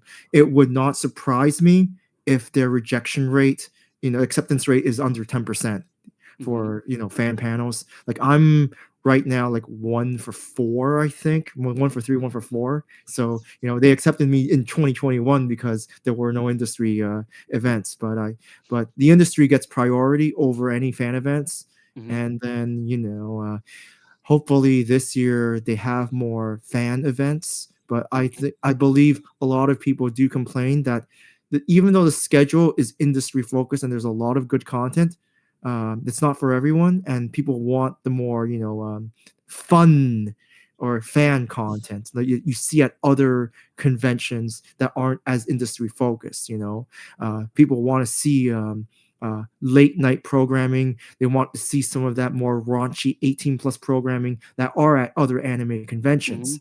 and Anime NYC does not provide that. So when people take a look at schedules, like, I'm paying all this money and you don't have anything that's fun, social, that's non-industry. Um, so I've heard that complaint before. It's like, why should I go to Anime NYC when I can go to, let's say, Magfest or Katsucon, and they have more social events, more gaming events, especially More adult stuff there events too. events that aren't Yeah. Mhm. as anime industry focused. Mhm. So you know it's tough because I go to Anime NYC for the exclusive industry events that you can't get anywhere else. Mhm. So I don't want those to go away. I don't want those to go away at the expense of having more fan events. So I think right now it's good, but again, because they're using more uh was it more space at the entire Javits this year, maybe that'll be fixed. But there is my one of the conventions in my home city, Anime North. They have over 20 panel rooms for the entire weekend, and it has over 200 panels, fan panels, right? Mhm. Whereas with Anime NYC, there are only about 6 panel rooms, Correct. and yeah, there's like the main events, and there's like five or six panel rooms, I have the and booklet. and they also have a clear out time. So people who are into fan events, fan panels, fan events, they're not going to get any of that at Anime NYC, or they're going to get very few of that, right? Yeah, so this is one, two, three, four, five. There are six. Yeah, right here. Yeah, and plus main events. Whereas Yes. at a fan convention like Anime North in Toronto, you have over 20 panel rooms. Now they're not as large as the rooms in Anime NYC, but of course you have to cover a lot more fan material, right? So Mhm. I maybe that's one thing that Anime NYC could try to improve on, but not at the expense of industry. Because if it's at the expense of industry, it becomes like every other anime convention, and then I don't have a reason to go. Like Mhm. I can enjoy conventions I go to, like Anime Toronto, Otaku-thon in Montreal, and Annie Revel in Vancouver. They have a bunch of fan panels and fan events, and I have a lot of fun with those. It's just a different vibe, a different thing. So Mhm. but again, for some people who, I'm fortunate enough to be able to be travel to other cities to go to those types of conventions. Whereas in New York, you have Anime NYC, and then you have Anime NJ. Did any of you go to Anime NJ? Because I didn't go I there. That was did. in No. December. I went No. How to was Anime that compared NJ. to Anime NYC, the So fan Anime presence? NJ is very small. New Jersey is very small. I went there at the last minute, but on Saturday there were big crowds because Johnny Young Bosch was there. Of Uh, course. I, I Yeah. I Mhm. went to Anime New Jersey at the last minute because I had a friend who I had to record a panel because it was a panel that I was interested in, and of course Johnny Young Bosch. And transportation wise, it's horrible unless if you drive. It's a 30-minute walk from a bus station, and that bus only runs on a Saturday. In addition to the weekdays, it doesn't run on a Sunday, so we had to take a train on a Sunday. So, but Anime Mhm. and New Jersey may move to another venue because that venue Yeah. that they're using it may close in about 6 months. It's Yeah. Hilton Woodcliff Lake in New Jersey. So a lot of people are telling me that they're thinking that con will probably be a potential be potentially New Jersey's like flagship anime con in the future. Not so much maybe next year, but later on because there was one called Anime Next and it flopped. I did a review Mhm. on it. I knew of it. What happened? Cliff Notes version. So I know you know it, but I will tell you because I did all the documentation and I actually collaborated with two other friends who also were panelists. I was a panelist, and the distance between the two venues, it's held in two venues, is about 10 miles, so 16 kilometers I mean, around there approximately, which is Nightmare. ridiculous. And they have shuttle bus service, but it runs every hour, and the buses Sporadically, if I read the review sporadically. correctly. It was poorly planned. It was horrible. And you have to you have to actually time it properly. You have to schedule properly what you're going to do. Most of the stuff was in what we call NJCEC, that's New Jersey Convention Exposition Center, and they barely had rooms for panels. They only have main events.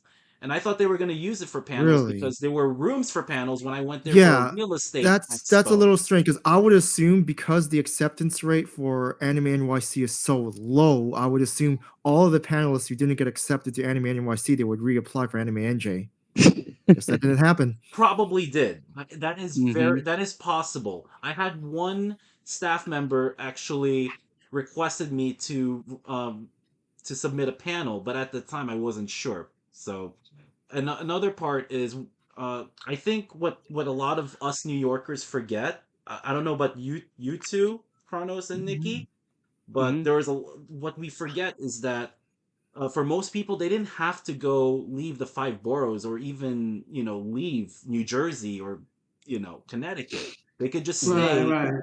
But because then you got now, people who are like Skippy International and yeah, but I could be exactly. wrong. like last year and this like last year or a year before, we finally got conventions in the Bronx. There were not a lot of it. Most of the Mhm. conventions would be in Manhattan. That's where Javits is. And then now we have conventions in Brooklyn. We have conventions in Queens. We have at least one and maybe a few others for high school ones in Staten Island. We have a few in New Jersey, few in Mhm. Connecticut, few in upstate New York, like the northern suburbs of New York City. And you don't Mhm. have to fly. You don't have to, you can just take a subway or a bus or maybe an Uber if you have the money, or you Yeah, can do commuter rail or just Greyhound, Flixbus. Even going to DC, even though it looks far, it's very doable. And I've done it through bus and through train. You don't need a plane for that. Going to Boston, same thing. Even though it's out of state, it's pretty easy. So we kind of take all of this for granted. And, us Americans take it for granted because that's where most of the events, whether it's anime or New York Comic Con or whichever pop culture con it is, we have it all. And Mhm. and I feel bad for Gippy over there in Canada where I know Otakuthon and Anime North and Anime Rebel. That's Yeah, it. it's going to be a little bit off topic, but Yes. the convention scene in Ontario has been very unstable. Um, No. Other than Anime North, which has been around for over 20 years, uh, conventions come and go. And the reason why is that I have a theory. Like, I don't want to lump everyone into the same boat. It's just that a lot of organizers who a lot of people who organize fan conventions, they're not really into anime. Like, look, Mhm. if you watch one anime show, like just a single show, you are a fan of anime. I'm not going to try to gatekeep here. Oh yeah, that's But right. the Sorry. thing is that when you look at the programming schedule, these conventions are not about geeks really discussing anime. They're more about social gatherings just to meet up, and it's just like general fandom. It's like you, they don't have any sort of focus. It's like, yeah, let's just make a general geek convention for gaming, for board gaming, for anime, for cartoons, for video games, you Mhm. know, and then there's just absolutely no focus. And oh, pe- a lot of these people, they try to organize a convention and then they realize it's just there's a lot of work involved, and then these conventions they fold after a few after a few years or so, and it's just a rotating circle, right? Those people leave and then other people think they can do better and they make their own convention. Very few conventions last, let's say, beyond a couple beyond a couple of years. And I Mhm. think it's the same way in in the US as well. US, there's just so many conventions out there, and then they just um, they get created and then they fold after a bit, or you get some sort of drama. I don't know if you've heard about the drama that's going on with OhioCon in Columbus right now. uh, yeah. you Whoa, can what? look I that gotta up. check this Yeah, one look out. that up. I don't really want to discuss the con drama Yeah, No we're worries. not gonna do that. here, No. but like, there, there's a lot of politics going on, and I think in a lot of cases, the people who organize anime conventions are not like ultra knee deep into the fandom and do not understand what Mhm. it takes to run one successfully. Now, the thing is with Anime NYC, I believe that staff did, because that staff, a lot of their founding staff, it came out of New York Comic Con, so they knew how to run a large scale convention, Mhm. and they also already had the connections to get the sort of guests and expertise involved in the logistics involved in running a convention like that. Whereas you know I think one of the big things that a convention needs to do well is to have a good website. It's such a simple thing. You cannot believe how many conventions cannot run a proper website. Like, try going to Anime NJ's website right now. It is a single splash page saying thank you It for is. everything and nothing else. Like, It is. come on, man. I mean, this is not going to attract foreigners. Like, I know it's a more local convention, but like for a lot of conventions, they they don't have a proper website. They won't make one. I've seen a lot of meetups where they have like an Instagram page as their Right. website. It's like you What's that can't thing do that. again? What? Spend a couple of bucks to get a .com and make a proper website because you're not going to attract anyone if you don't. Yeah, they have like Instagram meetups or Facebook page meetups. Like, no, you need a proper website. Exactly, Yeah. where you have all the information.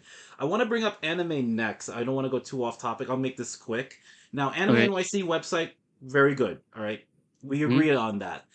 Anime Next screwed up. That's the largest anime convention in New Jersey, and Hold on, they I'm had looking at information it. all over the place. So now the panelists and the guests were the first ones to get the information that, oh, it's going to be in two different venues. I actually shared that as part of a transit guide because it was a way. Originally it was a way to help my neighbor to get around, and when I found out all this missing the gaps of information, I decided to share it on Instagram, and people started using the maps that I posted, to get around the con.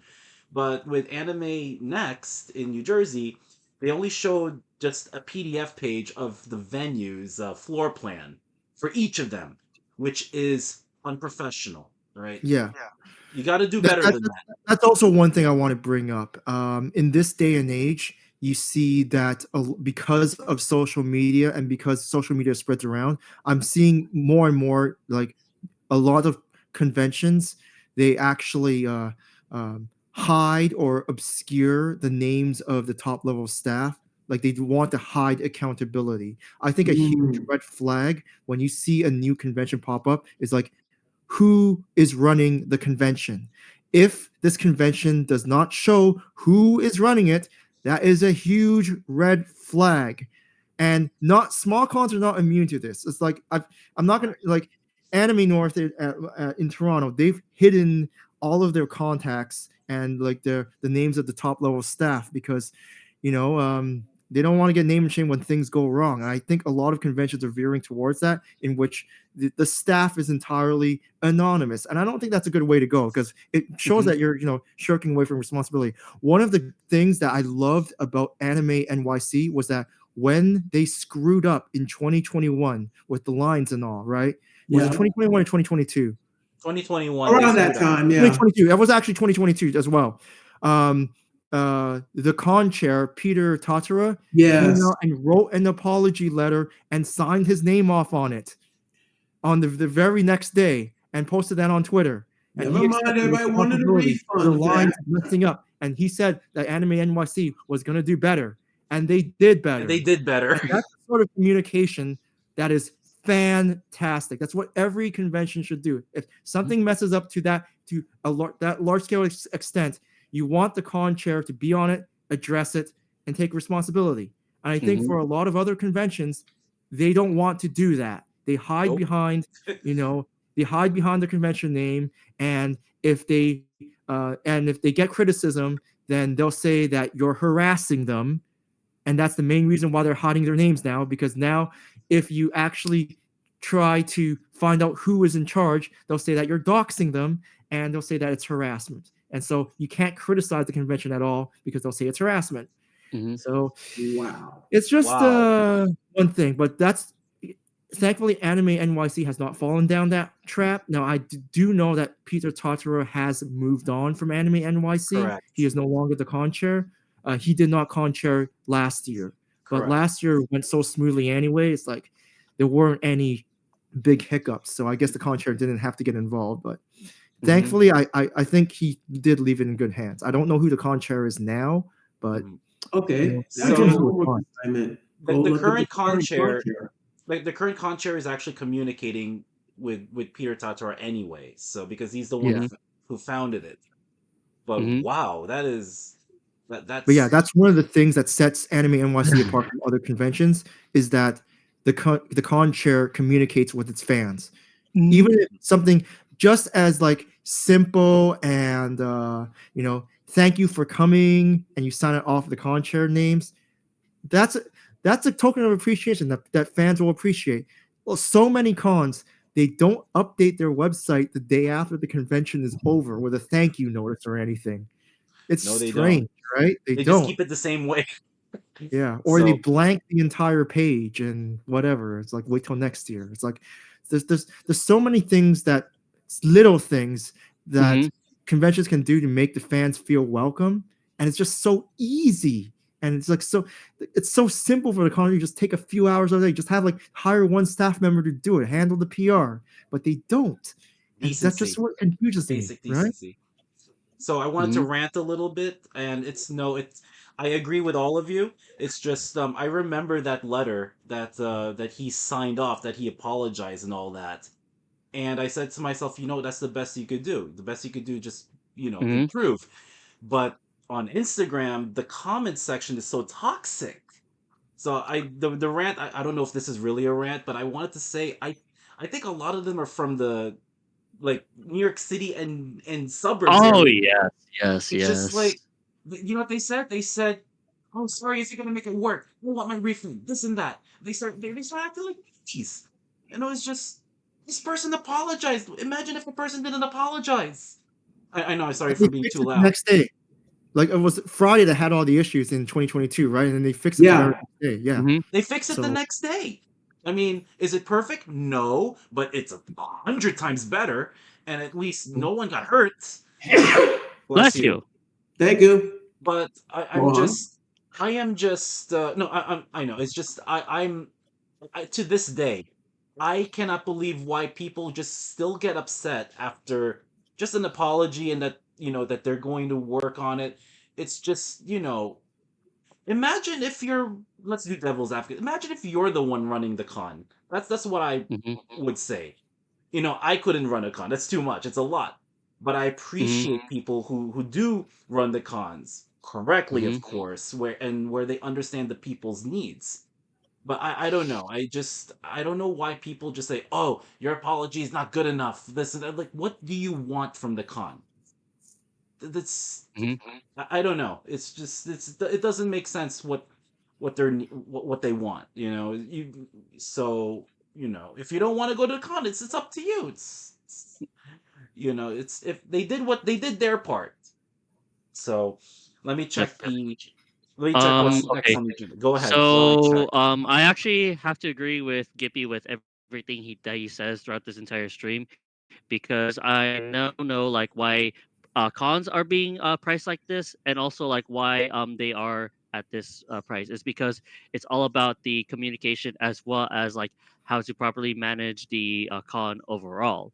Because if you know how to like run a con or everything goes well, then of course it would be a great convention that hopefully can attract more people, not just within the area, but also like outsiders as well. And if things go wrong, and which they will every single year and almost every single event, then of course the staff members or the chair themselves have to take responsibility on what they need to do for next time. But also like if there's like ongoing issues, they need to take action immediately. And I feel like with Anime NYC, I'm gonna focus on that one first. Anime Yes. NYC, even though there has been hiccups for the past couple of years, which is why people don't like that convention or want to stray away from it, it's because of like the prices, the tickets, the line con, and how the con is being run overall. They were able to slowly improve it, which is why for this year, Anime NYC 23, people said, "Oh my god, I love this convention. It's one of the best. I would definitely go to the next one as well." But even though like it's still going to be like super high, now we know the reason why it's actually being priced at, let's say, 129, 145 is because again you're attracting you're attracting international talent, and it may not be just from Japan, but also it could be from anywhere else as well. And so they need to fly these people out. They need to like secure their hotel rooms. They need to be able to like give them the proper treatment that they deserve as well, so that they can be able to like run their panels and also like be able to like talk about what they want to be able to do next. Because I know that Anime NYC, it might be a convention wherein they're going to announce something really big. They're going to be having screenings for like certain season premieres or series premieres, yeah, and unreleased shows. Yeah, mhm, upcoming shows. You get to be the first in the world to see them, even of before course. And Japan. Yeah. I think Anime Expo also does that Yeah, Anime as Expo also well. does that. Yep. And I think I was also at Anime Expo for the Chainsaw Man panel, even though they didn't show the very first episode, but they actually did show it in New York Comic Con. But then I wasn't there because I was actually working at that time. But again, it's all about that accountability, and that's something that Hallmat really needs to improve on because, boy, oh Have you heard of boy, it was Hallmat, quite a Gibby? mess. Holiday Hallmat. Matsuri. Holiday Matsuri in Orlando, Florida. I heard a little bit about that drama, but not too much, simply because again, that classifies to me under as like a party social gathering con It and not Yes. exactly is. anime Just con. like Yeah, basically Katsucon. like Next And Fest again, for girls. I'm getting too old for that crap. I'm like, you want room We are. parties and stuff, great, but again, like with Anime NYC, again, it's like I said, if you watch one anime, you're a fan of anime. But the Mhm. thing is that there's a difference. I'm not trying to get you, but there's a difference between like an anime fan and an anime enthusiast. Like an Anime NYC, I can talk to someone who's next to me in line, and there's a good chance that I can keep a that person can keep up a conversation with me about the latest seasonal anime shows, which I and that's great because the people in NYC are very knowledgeable. It's like Mhm. you Thank you. can't really get that feeling at any other convention because again a lot of anime conventions they've spread out so that to cover things that aren't anime, like Genshin Impact technically is not anime because it's a video game. It's just Yes. as it's just made in Japan, so there's a lot of the fandom is very vast and wide, and there's you can't be a fan of everything.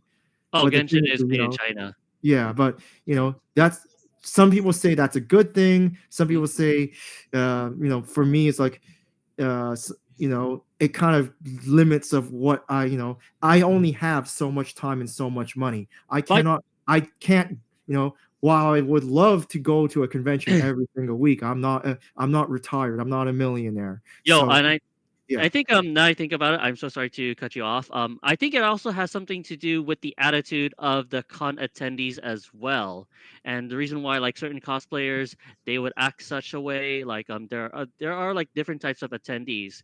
There are those that love to cosplay, but I think it actually has something to do with like the mental mindset of each attendee as to like how they feel and how they are going to be interacting with other cosplayers, especially if you have a big following. Like I know for sure that there is one cosplayer in particular that is known for cosplaying as Zenitsu and often says Nezuko-chan and often like raises up like a bunch of like cosplayers, mostly female, and then he yeah. eventually gets stepped on. I would have no idea about the social cosplay scene because Mhm. again, again, I have a YouTube channel. I have a, if I do anything egregious at a con, it's gonna bite me back very Mhm. badly, and also because you know, uh, like Dean, I have a professional job, and bad press spreads very fast. You don't want to do anything at a convention, especially when half of the convention fans are like under 18. You don't, you got to watch yourself. Yeah, It's, especially I'm on not going to go Sunday. to a room party where drinks will be spiked like a holiday matsuri. Like, come on, Yes. is holiday matsuri supposed to police that? It's like no, it's like they can only do so much. So Mhm. again, there is this disconnect between fandom conventions and just like social conventions where where the aim of the game isn't to hang out with fellow nerds. It's like some of these people just go to the conventions because they want to hook up with people and get laid. I'll just be blunt about that. Mhm. But Anime That's true. NYC is mostly it is very industry focused. And I think it does turn off people who want the more social aspect of it. But then again, there's so many other local cons to do that with. And even Mhm. like gaming con. Here's the thing with anime. It's like it's a very passive fandom. Like in order to be a fan of anime, you sit down and you watch a show. And Mhm. people don't really want to do that anymore. Well, that's why gaming conventions are a lot more popular. They have a lot more fans because everyone can connect through like video games or something more interactive. But when it comes to, let's say, watching anime or reading manga, it's like, eh, if you're not very invested into the hobby, it's like it still remains a huge niche. Like you do have Mhm. some breakout standard, uh, breakout shonen titles like Demon Slayer, Attack on Titan, Chainsaw Man, Jujutsu Kaisen. But once you go beyond that, it's like you have to ask someone in line, like, have you watched this year's Pretty Cure show, Soaring Sky Pretty Cure? Have you watched any of the seasonals? How can you name a few seasonals? Can you name 10 anime you watched this year? It's like, yeah, you're not gonna. There's not a lot of people who can do that. And again, I'm not trying to gatekeep here. It's Yeah. just that I think the fandom, I think there's a lot of time commitment that is required to be, an anime enthusiast to watch, 10 plus shows a year. And that's not Mhm. even that much. 10 plus shows is like 3 shows a season, which is 1.5 hours every week, because that's 3 episodes a week. And a lot of people can't even do that. They rather spend their time playing video games. So, Mhm. it is what For it work. is, right? For work. Yeah, it is. And that's the mindset. I think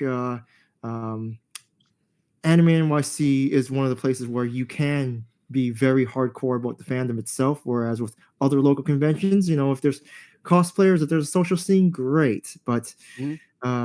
if I wanted that, I could just go to a convention back in Ontario Hmm. rather than traveling out, right? Have an Mhm. Because update. what am I going to do? What am I going to do? Get a con girlfriend in the U.S. and then I have, you know, see the con girlfriend every month and just fly every month to the U.S. No, that's not Oh no, happening. it's not feasible. No. So I have a short, Yeah. yeah, I have an update. So a Genshin Impact anime will come out either late 2024 or early 2025. The studio, which surprised me, is Ufotable. It's the same studio where Demon Slayer is made. Yeah, UFO Oh, table, unlimited budget Ufotable. works. We'll see what Yeah. happens with them. Mm. Yes, so Uh, And I'm yeah, excited. I think the reason why like people do cosplay from like Genshin Impact, I think it's mainly because like they are attracted to like the media that takes inspiration from anime. Like Genshin Impact, like in its like yeah, artwork and in its, like its style and how the I characters mean, are designed, there, it's all there anime will based. always be offshoots. Like every Yes. year, I'd see a stormtrooper at an anime convention. It's like, okay, Yes. if you are a storm, okay, you do you. So if Yep. you want to cosplay as a stormtrooper at an anime convention, you do you. So Disney. Hmm. Disney also. I saw some Disney me It's princesses. Disney. personally, My mom went to New use York my Star Anime Trek NYC stuff one at year. home for anime. Sorry, my mom went to Anime NYC one year, and she got accosted by the Disney cosplayer scammers in Times Square. You have to avoid Oh, those too. They ask Yes. they ask you to take a picture, and then they want your money. That reminded Yeah. me of that. Sorry about that, Kronos. Go ahead. You were saying something? no, just saying, just to piggyback what you're saying about like people who don't have anime costumes, right? And you come in like as a Marvel character, or in this case, Disney character. Like for me, that like with cosplay is a time and a place, right? And this is like not exactly a place for me to be flexing my Star Trek stuff. If I'm trying to work on just drop a vague little hint. I'm trying to do something Pokemon related for August. That's all I will say on that. But it's kind of weird, seeing people dressed up as like non-anime things that are anime things had Comic Con. Oh yeah. Because like with New York Comic Con, like what usually like actually like comes from my mind is mostly comic book characters from like Western media. Like there's like Star Trek, Star Wars, Game of Thrones, DC, and Marvel. But then nowadays with New York Comic Con, you're seeing more anime resurgence, and it's also like shown in the badges too. Like for this, I think it's for like 23. It's more For Ash, anime I'll get it. related, Let me get it right now. Oh anime boy. related, as opposed to like for the past several years of the Walking Dead badges. Oh, Oh, okay. Oh my goodness. Yeah, You can cosplay whatever you can cosplay whatever you want. true. exactly. Technically, that is And true. again, I'm not saying it's a bad thing, but uh, Yeah. like I So said, Jujutsu for Kaisen. yeah, Hmm. but I think for for Solo leveling. a Yeah. very loud a very loud minority of fans. They want anime NYC to be something that it's not. I And I love that The think that's Walking what a Dead. lot of complaints are coming from. Mhm. They want anime NYC to be more like, a general geekdom party con, like Holiday Matsuri or Yeah. other cons. I'm like, Never Yeah. been it's not, there. I there's a know time of. and place for that. You like that sort of stuff? Great. But Anime NYC has to focus on the industry Mhm. first, because it and Anime Expo are the only two major industry conventions. I mean, only two conventions that actually do attract the industry. And Mhm. I understand, some people do not care about the industry, but that's what Anime NYC is. And Mhm. That is And if you correct. want to again, go if you to, want, and I feel like also yeah, like another thing that I noticed for Anime Expo and Anime NYC, now I think about it, like if you want to go to these parties, you have to go to like these certain clubs, like Spin 23 for the Sonic Boombox party. You have Yeah. to go to that one I bar. heard I heard complaints about that. It's like, Yes. Oh do the DJs do they even play any songs? They don't. Just no, they just they play, mix it generic up. retro play flair. they just play Like popular hip hop music. like Yeah. they play anime music, but then like they also like mix it up with like that typical party type stuff, like yeah, yeah, Mm, or turn down for what, so that people can like get Pop, twerking hip and all hop, that R and stuff. B, all that stuff. Mhm. yeah. And I've there, Yeah. heard we have one nothing but friend who just, complaints yeah. Go ahead. about Sorry. DJs. It's not just Anime NYC. It's like every convention. You Mhm. cannot get a good anime uh, DJ, because anyone who's actually has talent, you have to pay them. And a Mhm. lot of conventions, they want to skimp as much as possible and try to save as much money as possible, and that just hurts the fan experience. Whereas with, one thing about Anime NYC is like, they go all out for a lot of things. So Mhm. you know, um, Oh, we got another yeah, mod here. This is, let's say hi to Hello, Nikki hello, Muffin. hello, hello, So hello. yes. So she said, I love that the Walking Dead badges are gone. We needed the diversity. Oh yes. But then like the thing about near Comic Con is that like I just wanted to like I understand that like it's more, I think they're like attracting like more anime related stuff, but then like I feel like for near Comic Con for me, like it should just like focus more on like the audience, which is more for like the Western Basically media. everything. Pop Hmm. culture. Everything pop culture related. And then Anime Uh, NYC, just stick to anime. But honestly, though, like it's not bad. Like I'm having some anime related stuff in New York Comic Con, and of Correct. course, like it's Keep still that. valid to cosplay anime characters at New York Comic Con. Whereas, like with Anime NYC, you could still cosplay as Spider Man. You could still cosplay as like Superman, Wonder Woman at an anime convention, and that's totally fine. yeah. I saw Spider Man. Cosplay Yeah, whatever you want. Hmm. exactly. But the thing is that, for those people who are complaining about, let's say, the programming, that there's not enough social events. Like I Hmm. said, I already addressed that. Like, I already discussed that. It's like Anime NYC would probably love to have more social events and more Hmm. just non-industry panels Hmm. and game shows and all that sort, but they just don't have the room. And Hmm. maybe they'll fix it this year, maybe not. Like, so I will apply to I will try to submit to Anime Speed, submit Anime Speed to the Anime NYC this year, but I can't guarantee that I'll get on. Like, Hmm. it's like the Okay, acceptance good rate is luck. very low, and there's no hard feelings. If they can't bring me in, they can't bring me in. No hard feelings. It's Correct. like I'm doing, you know, I have to keep mum, but I'm in the works to do Anime Speed at other conventions this year. It's like, I'll get some conventions in, but if Anime Nice. NYC is not one of them, it is what it is. Hmm. I'll enjoy the convention as a fan, and Same don't get Correct. here. hung up on that. Same Same here. here. But Especially as a again, cosplayer as that's well. why I think there needs to be, I think both Anime NYC and, let's say, a smaller localized fan convention such as Anime NJ can coexist. But you're telling me that Anime NJ didn't get a lot of people, so it's like, is there an actual demand for a more casual fan run convention in New York City? Is I there, believe right? so. We have so many in New York. We have FlameCon. I know it's off topic, but it's more Hmm. it's a general con, but that's for Yeah, LGBT. it's a general Yeah, fan yeah, run I thing. know what you mean. I know what you mean. There is Hmm. there is a Anitomo. It's a small one. It debuted last year, but it's in a library. I've told them in my con review to get a bigger venue. They couldn't. So the Yeah, library is not even the largest in New York. There So is what other Brooklyn anime? Comic Con. Brooklyn Comic Con. Brooklyn Comic Con is a general con, so that's yeah. coming. That's So that. I think that's the big issue. It's like, look, Anime NYC at this point is number 2 in North America, and it's going to have prices that reflect that, which is Mm-hmm. why it's so expensive.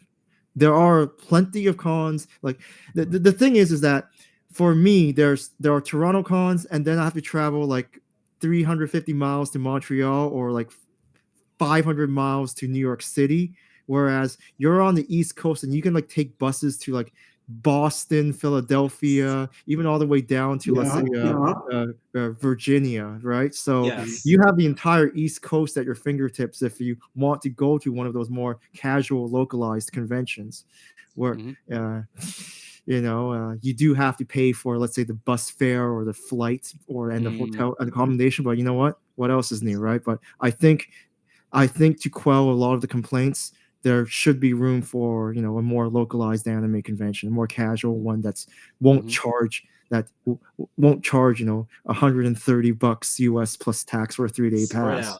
I think that would quell a lot of the complaints.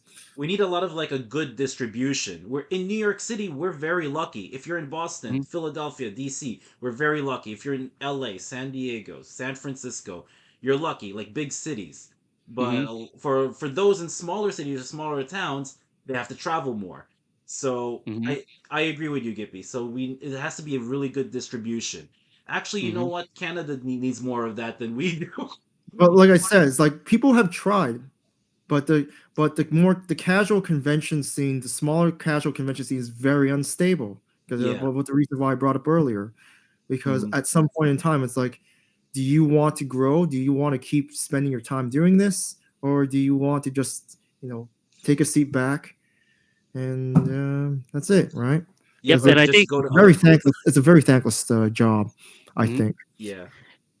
with the head of the convention or whoever's organizing needs to have a very good relationship with their potential attendees or customers, because if you want to be able to like make sure that your business keeps running, make sure you establish a very good relationship and try to address any complaints that people may or may not have as much as possible, and try to do something with it, It's not just or try to fix attendees; something. it's Mhm. everybody, the Yes. industry, Hmm. the influencers, the Of course. guests. Because Of if you course. screw up with even one attendee, that's gonna spread like wildfire on the internet or on the Mm. socials.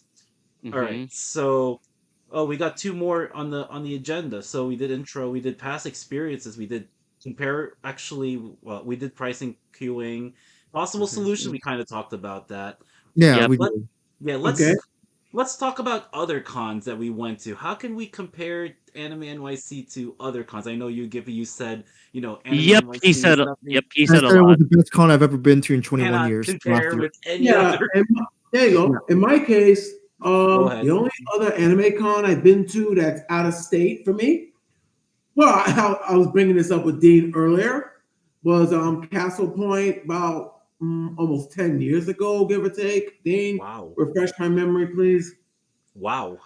It's been going on. Yeah, I don't even know when it was founded, but it was founded originally in the Stevens Institute of Technology. That's a college campus, but I Yeah, don't but know by the when it time I was. started going Yeah, there, it was they had to move to the to Secaucus Convention Center, if I'm not mistaken. yeah in New Jersey. It's Meadowlands Exposition Center in Secaucus, and it's a Yeah. short bus ride if there's no traffic from Manhattan. So you can actually get to Javits using that bus. You can just connect that. Again, it goes to show, how lucky we are that we live in New York City. So yeah, that's But well, so I guess you guys can speak on things like Anime Boston or Katsucon, which I've never been to. Even though I I'm getting, I considering the field yeah. I'm in, I get invites for everything, everywhere in the country. Anime Boston, Katsucon, MechaCon, DragonCon, blah blah whoa. blah. You got to take Uh, those money. yeah. You're a Um, photographer. Go ahead. I know it's probably a stretch for you three, but if you can consider, I would highly consider going to Otakuthon in Montreal in August because I've been there every single year since 2015. They're they're a more fan focused convention, but I think it's the perfect marriage between fan and industry because they Mm. do invite a bunch of industry guests and they care about their fans. Otaku-thon is one of the only conventions that still does a full color program. Like a lot of conventions, they've under the guise of saving the environment, they've gotten rid of their Right. programs for that awful guidebook app. A guidebook is awful, and so come on, we Especially all when know the maps why suck they're and they doing don't it. tell you They're where just anything trying to save is. money. I think we went over that already, Dean, but Yeah, still. but Otaku-thon, their badges are actually RFID cards. They invested in that equipment. It cost them a lot of money, but what you do is when you ever it like you can't even rip it. It's like a very hefty badge, but when you tap it, you tap in to go into the venue, and then you tap to go out of the venue, and it's really Mm. really cool. And They did all that of the for Anime special Expo. events, Mhm. Yeah. yeah. Yeah, just like Anime Expo, and all the special events tickets, they're included in your pass as well. So you just tap your pass, and then Wow. it detects whether or not you have a pass for like let's say a concert or no. Oh So wow. and also Otaku-thon is like right next door to like the Chinatown, so you can get like cheap food that way. Food's cheap, and also the Cool. subway station is right underneath the It's the convention orange center. line, and it's very Yeah, close to where the buses stop too. yeah. I know we spoke about So it a Cool. while back. yeah, so consider Otakuthon if you can. Now, there is a misconception that you need to know French to attend Otakuthon. That is could not be further from the truth. Yes, a good portion of the programming is French only, but they do have a bunch of English only programming. Like I host Anime Sweet Team numerous times there, and also several panels there in English only. So, there is a misconception, but you don't need to know French to get around Montreal. Like there's a I lot of confirmed. malls you can eat fast food and just like and they can sense that that you're a tourist, so then they won't give you too hard of a time.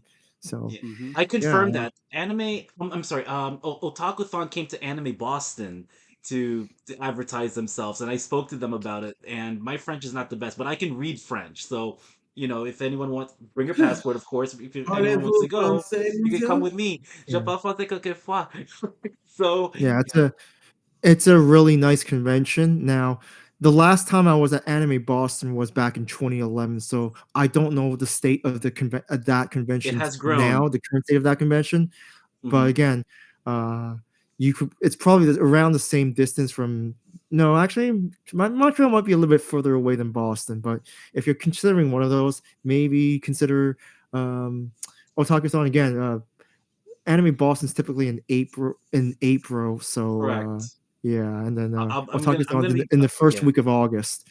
So it might be a little bit of a stretch because first week of August is Otakuthon, and then the last week of August is Anime NYC. You try consider it because Yeah. I'm doing the 3 cons in 4 weeks thing again. I'm going to Otakuthon first, and then immediately the week after Annie Revo in Vancouver because I know the staff there, and it's a great con. It's just for me, I love going there, the West Mm-hmm. Coast, and then at the end of the month, Anime NYC.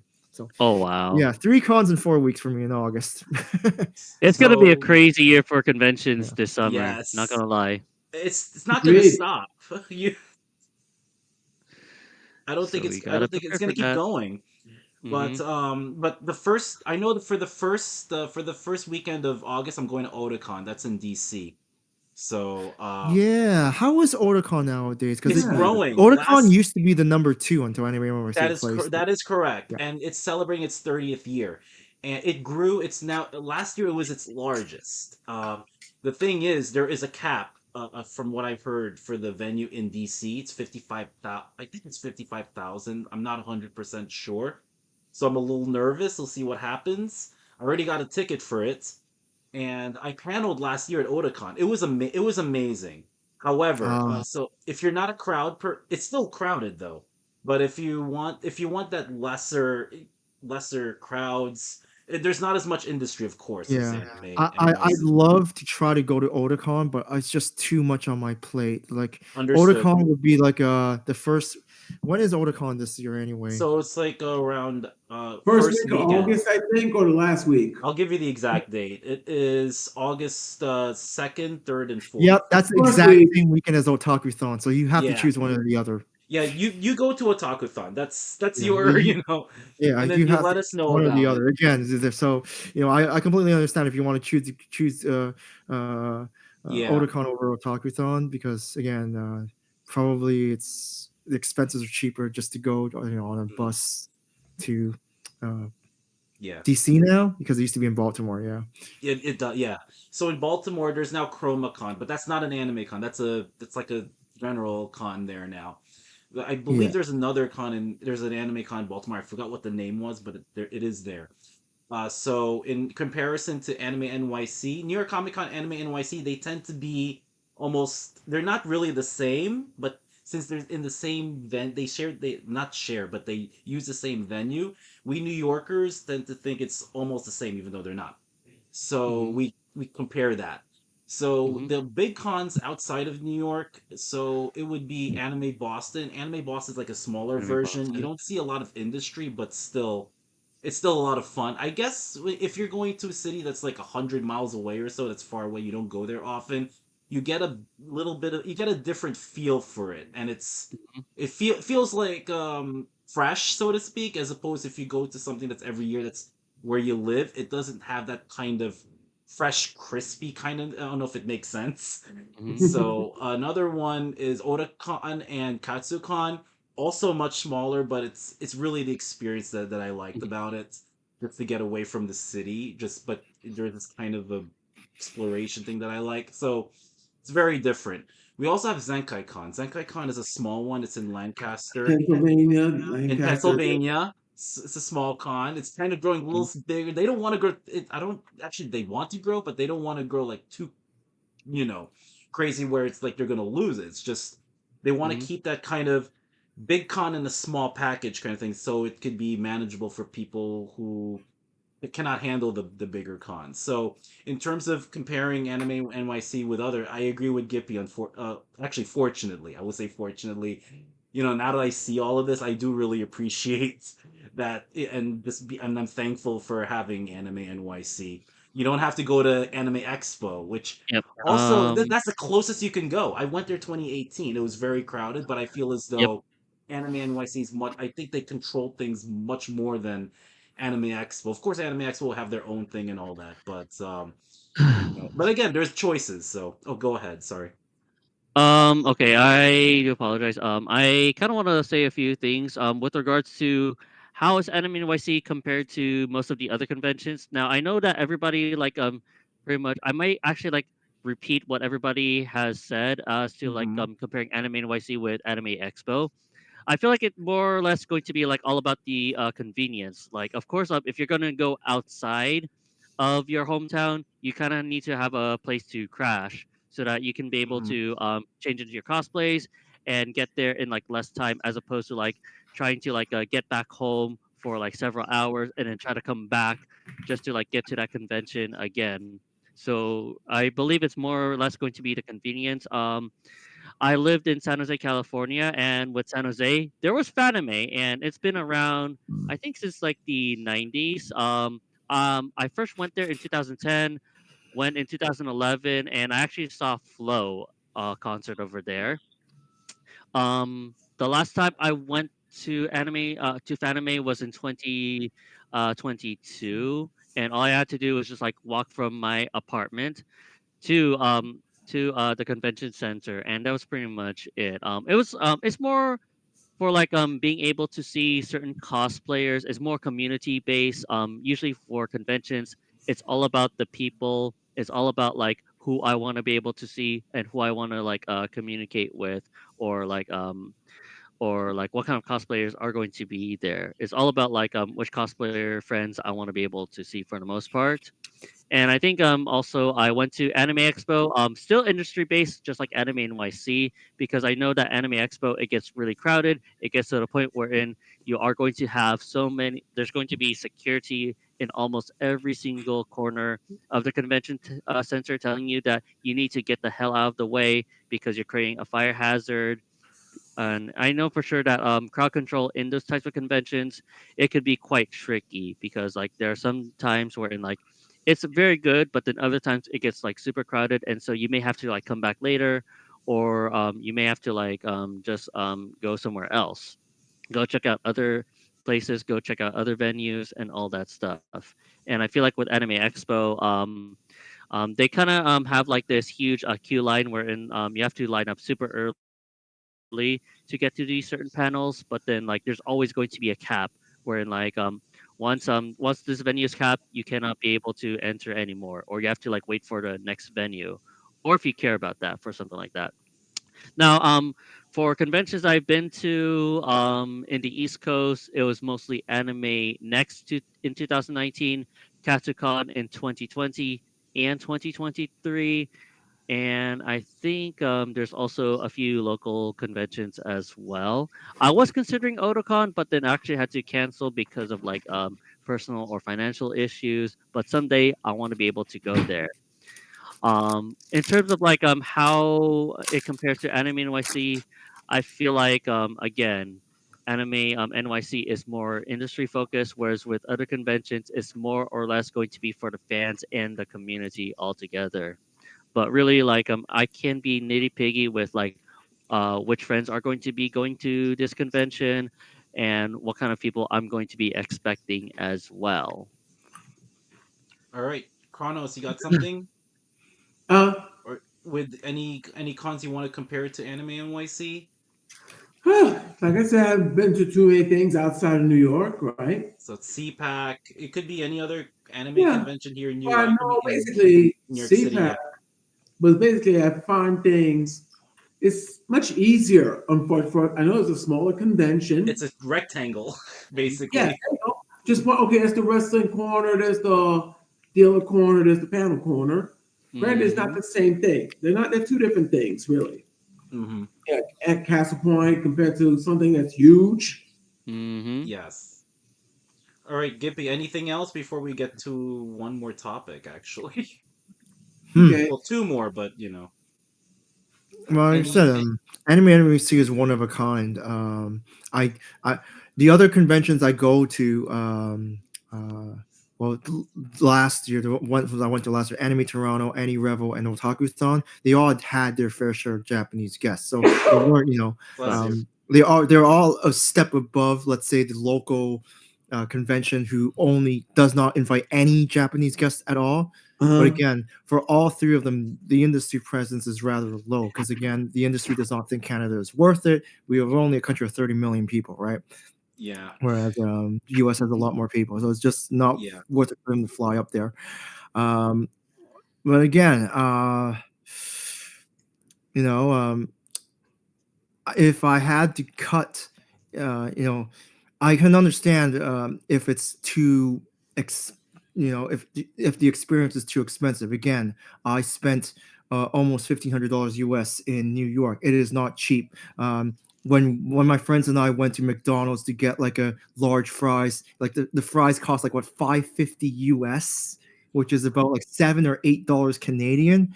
We can't Yeah. imagine paying that much for Wow. McDonald's fries back in Toronto. Well, Everything is Inflation. granted, Gippy, right? You're paying Manhattan prices. yeah.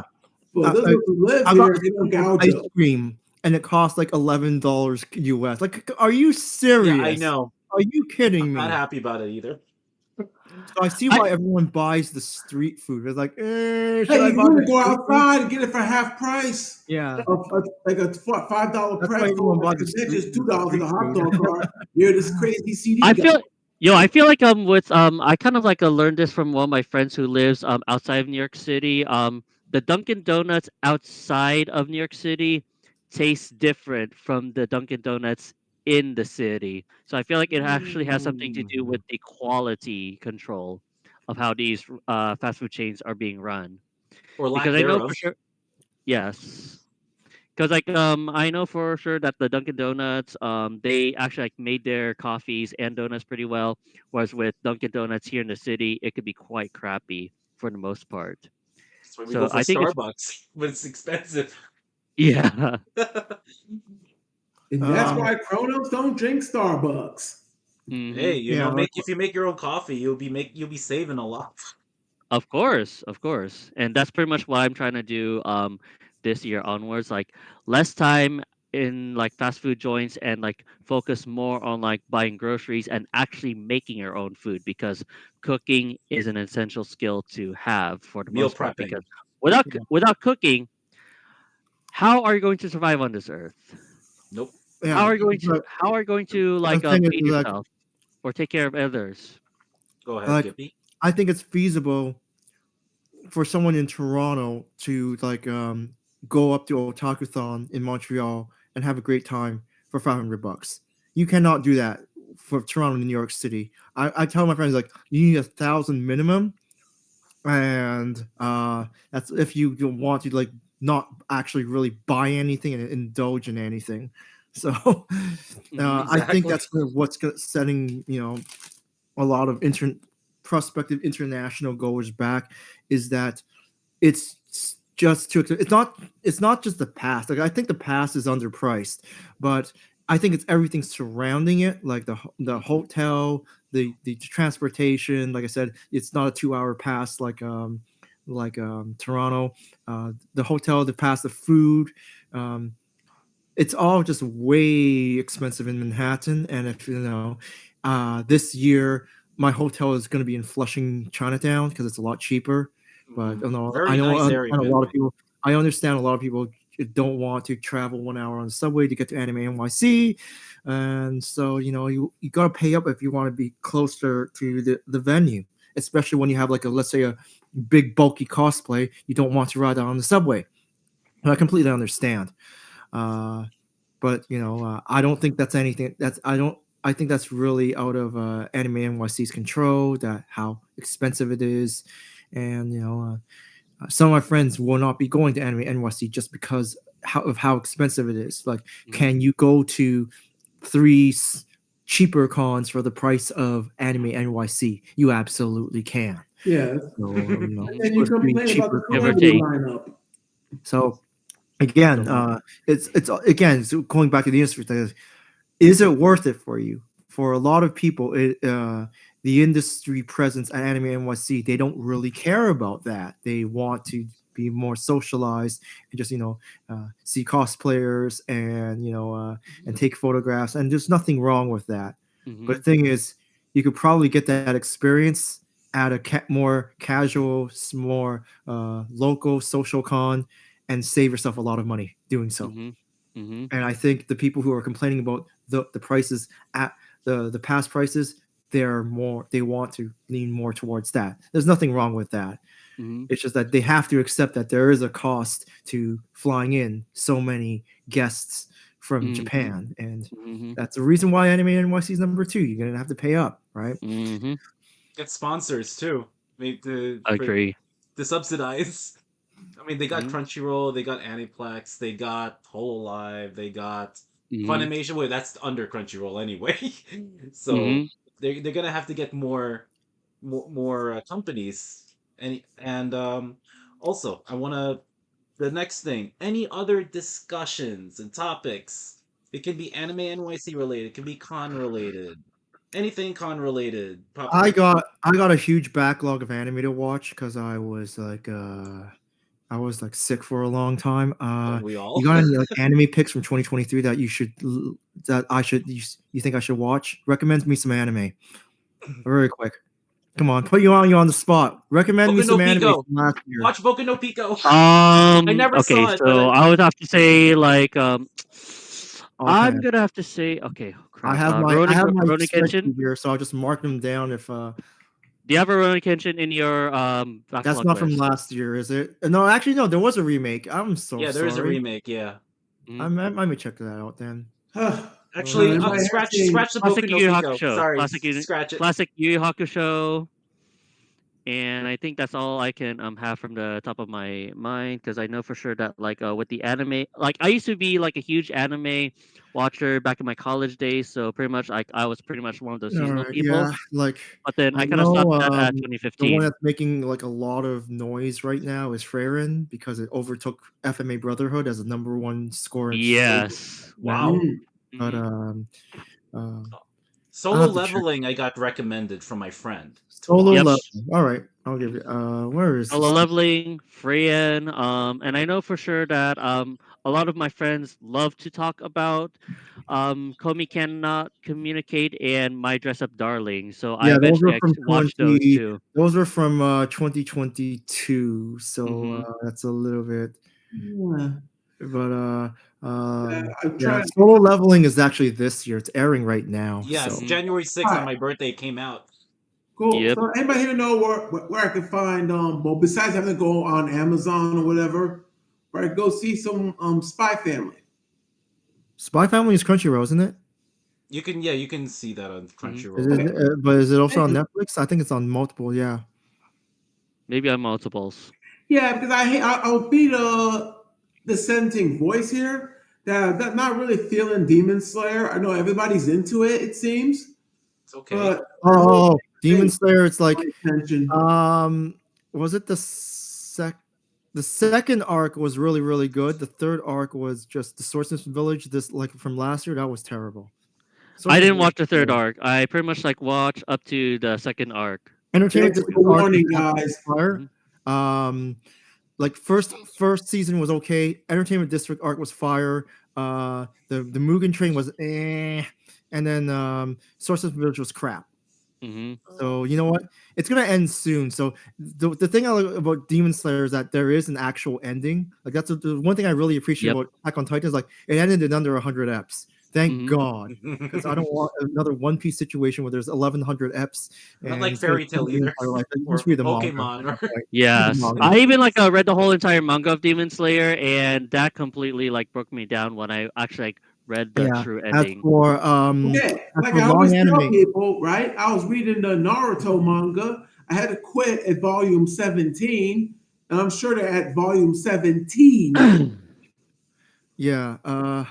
And I think Mhm. there's also Blue Lock as well, but then like after the anime ended, I kind of have to like read the manga. Okay. Same thing with Mm, Chainsaw Man and Yeah. Jujutsu Yeah, Kaisen. I'm not gonna because I'd rather watch a variety of shows rather than just the one long show. I'm only probably gonna pick up one long show. Mhm. What I consider long is long more than 13 episodes.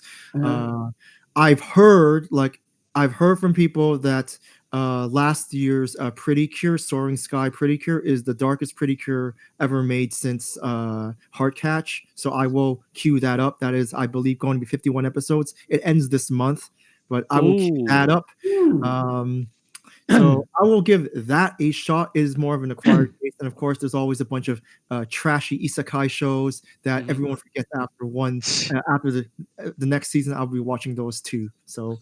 yay! I can't wait to watch the trashy isekai shows. You know, I will make myself suffer and watch Fruit of Evolution season 2. Fruit of Evolution season 1 was so bad, but it's almost so bad it's good. that's what Thing. I'm I'll thinking. When watch it it's at so 2x. bad, it's I'll so watch it at good. 2x. That's what I do whenever I see a bad anime. I'm like I'm no drop master race. I will not drop a show once I start it, but I will watch it at 2 times if necessary, just to get it over with. And then you know what? If typical 12 episode show is like 4 hours, so if you want 2x, it's 2 hours. So it's like yeah, I get to finish it in a day and get over it and move Just on. sped it up. You Because go. I think in order to appreciate good shows, you got to watch trashy shows. And I think yeah, Yeah, I think True, true. I okay. love my trashy shows. Okay, so because of like my friend wanting to do a group cosplay for this particular series, Which one? um Skate the Infinity. Skate's Oh, actually a good show. That is not a trashy show. That is a good show. I Yes. am a I give that an cosplayer A. of I would for Skate the I would check it. Infinity. I want to go check it out. But it's just that like I hardly like I'm the have pink haired enough one. The time thing about to a invest it. lot of anime that turns people off is that they are extended commercials to read the source material that because Mhm. they don't end. And I think a lot of people hate that. Mhm. So, you know, you can always ask around whether a show is a contained or a complete story. Mhm. Skate is because it's an It original is. anime. It was not Mhm. based off. It was an original work. So just look for like original anime or stuff that you know ask around whether or not it's completed because I think that's why a lot of people Bless hesitate to you. even start an anime because I know the feeling. There's so many anime I've watched that are literally unfinished because they only cover like the first 3 manga uh, tanks, and if Yeah. you want to know the rest, You got to read the manga instead. It's just an extended commercial. So, Mhm. it was like that for. That's why I do appreciate like Attack on Titan actually adapting the whole damn manga. It's like it's a Mhm. Yes. rarity, absolute And rarity. And I want to say Mhm. hello to another mod, Pat Nesis. Lord Lord Catnesis, what's up? Catnesis, What's yes. up? So we have yeah, three mods And I think, modding the stream. but yeah, also like I think there's like another series that I keep on seeing on my social media as well because of the cosplays and the stuff that they show from the show, like fan art, Tokyo Avengers. Tokyo Revengers. Now Huh? I don't know if that will ever complete. They've done 3 seasons. I've only watched the first season. I will put the other next two on my plate, but so Mhm. you never know. And They also like I recommended don't think me. with that the one is cosplay. I don't think that one has a good chance of completing though, to be honest with you, because Mhm. I'm sorry, Tokyo Revengers is not at the same level of hype as Demon Slayer or Attack on Titan Agreed. or In Jujutsu terms of the Kaisen. anime and manga, right? Yeah. Okay, 'Cause and I'm also more like an anime watcher. Like I will read the manga if I love the show, but mhm. very rare. Oh, and also like another thing too, with regards to that particular series, Tokyo Revengers, is pretty much like the cosplays are controversial because of the Manji symbol on there too. Come on, it's just like people don't know the difference between a Manji single and the Nazi They probably swastika. don't. Yeah. You have to mirror it. It's like even if you rotate the Manji symbol, you're not going to get the Nazi That is swastika. You correct. actually have to rotate it and flip it. It has to be like Correct. upside down. Yeah. And a lot of people still get mad just because of that particular symbol, the Manji symbol. But Like eventually that go Manji to a symbol damn Buddhist temple. it They have that symbol all over the place. It used to be a sign of yes. it's a Oh symbol of yes, peace. So that's Mhm. correct. whatever. Yeah. So any other I don't. I think topics? like last year I did see some Tokyo Revengers cosplayers, and they did have that symbol. Okay. So Anime NYC did not ask them to remove the cosplay. So I think they understood. Mhm. It's fine. And Yeah. so any other topics about cons, about Anime NYC, or it doesn't have to be Anime NYC. Well, yeah. Like I've seen a lot of convention drama in my time, but that's more. I'd Yes. rather not discuss that on a Hmm. Yeah, that'll be a live Agreed. Yeah. stream in and of more itself. stories that you discuss over a dinner table kind of Yes. stuff. Or People social don't Yeah. know. gathering. Yeah. There's too many. I will There's too many say con stories. I will say just to just to quell all of this, just be on your best behavior. Think as if they're gonna share the information. Let's say if you're gonna apply for a new job, for example, that kind Mhm. of thing. Yeah. Even though you have a job already, but still, even if you have a job and they find that you did something wrong, you could get fired. So, you know, Yeah, just I like my job, so me too. Yeah, nice way of putting um, it, Dean. that's the thing. It's like you have anime conventions, and then there is all this behavior that gets out in the limelight, but then you have to It realize doesn't that the stay in the majority cons. of It goes yeah beyond. yeah Just like Mhm. you with realize the bullying. majority of attendees at the convention are nothing eventful happening. It's just that if you when you have 60,000 people going to a convention, even 0.1% of that is 60. So it's like you have 60 incidents.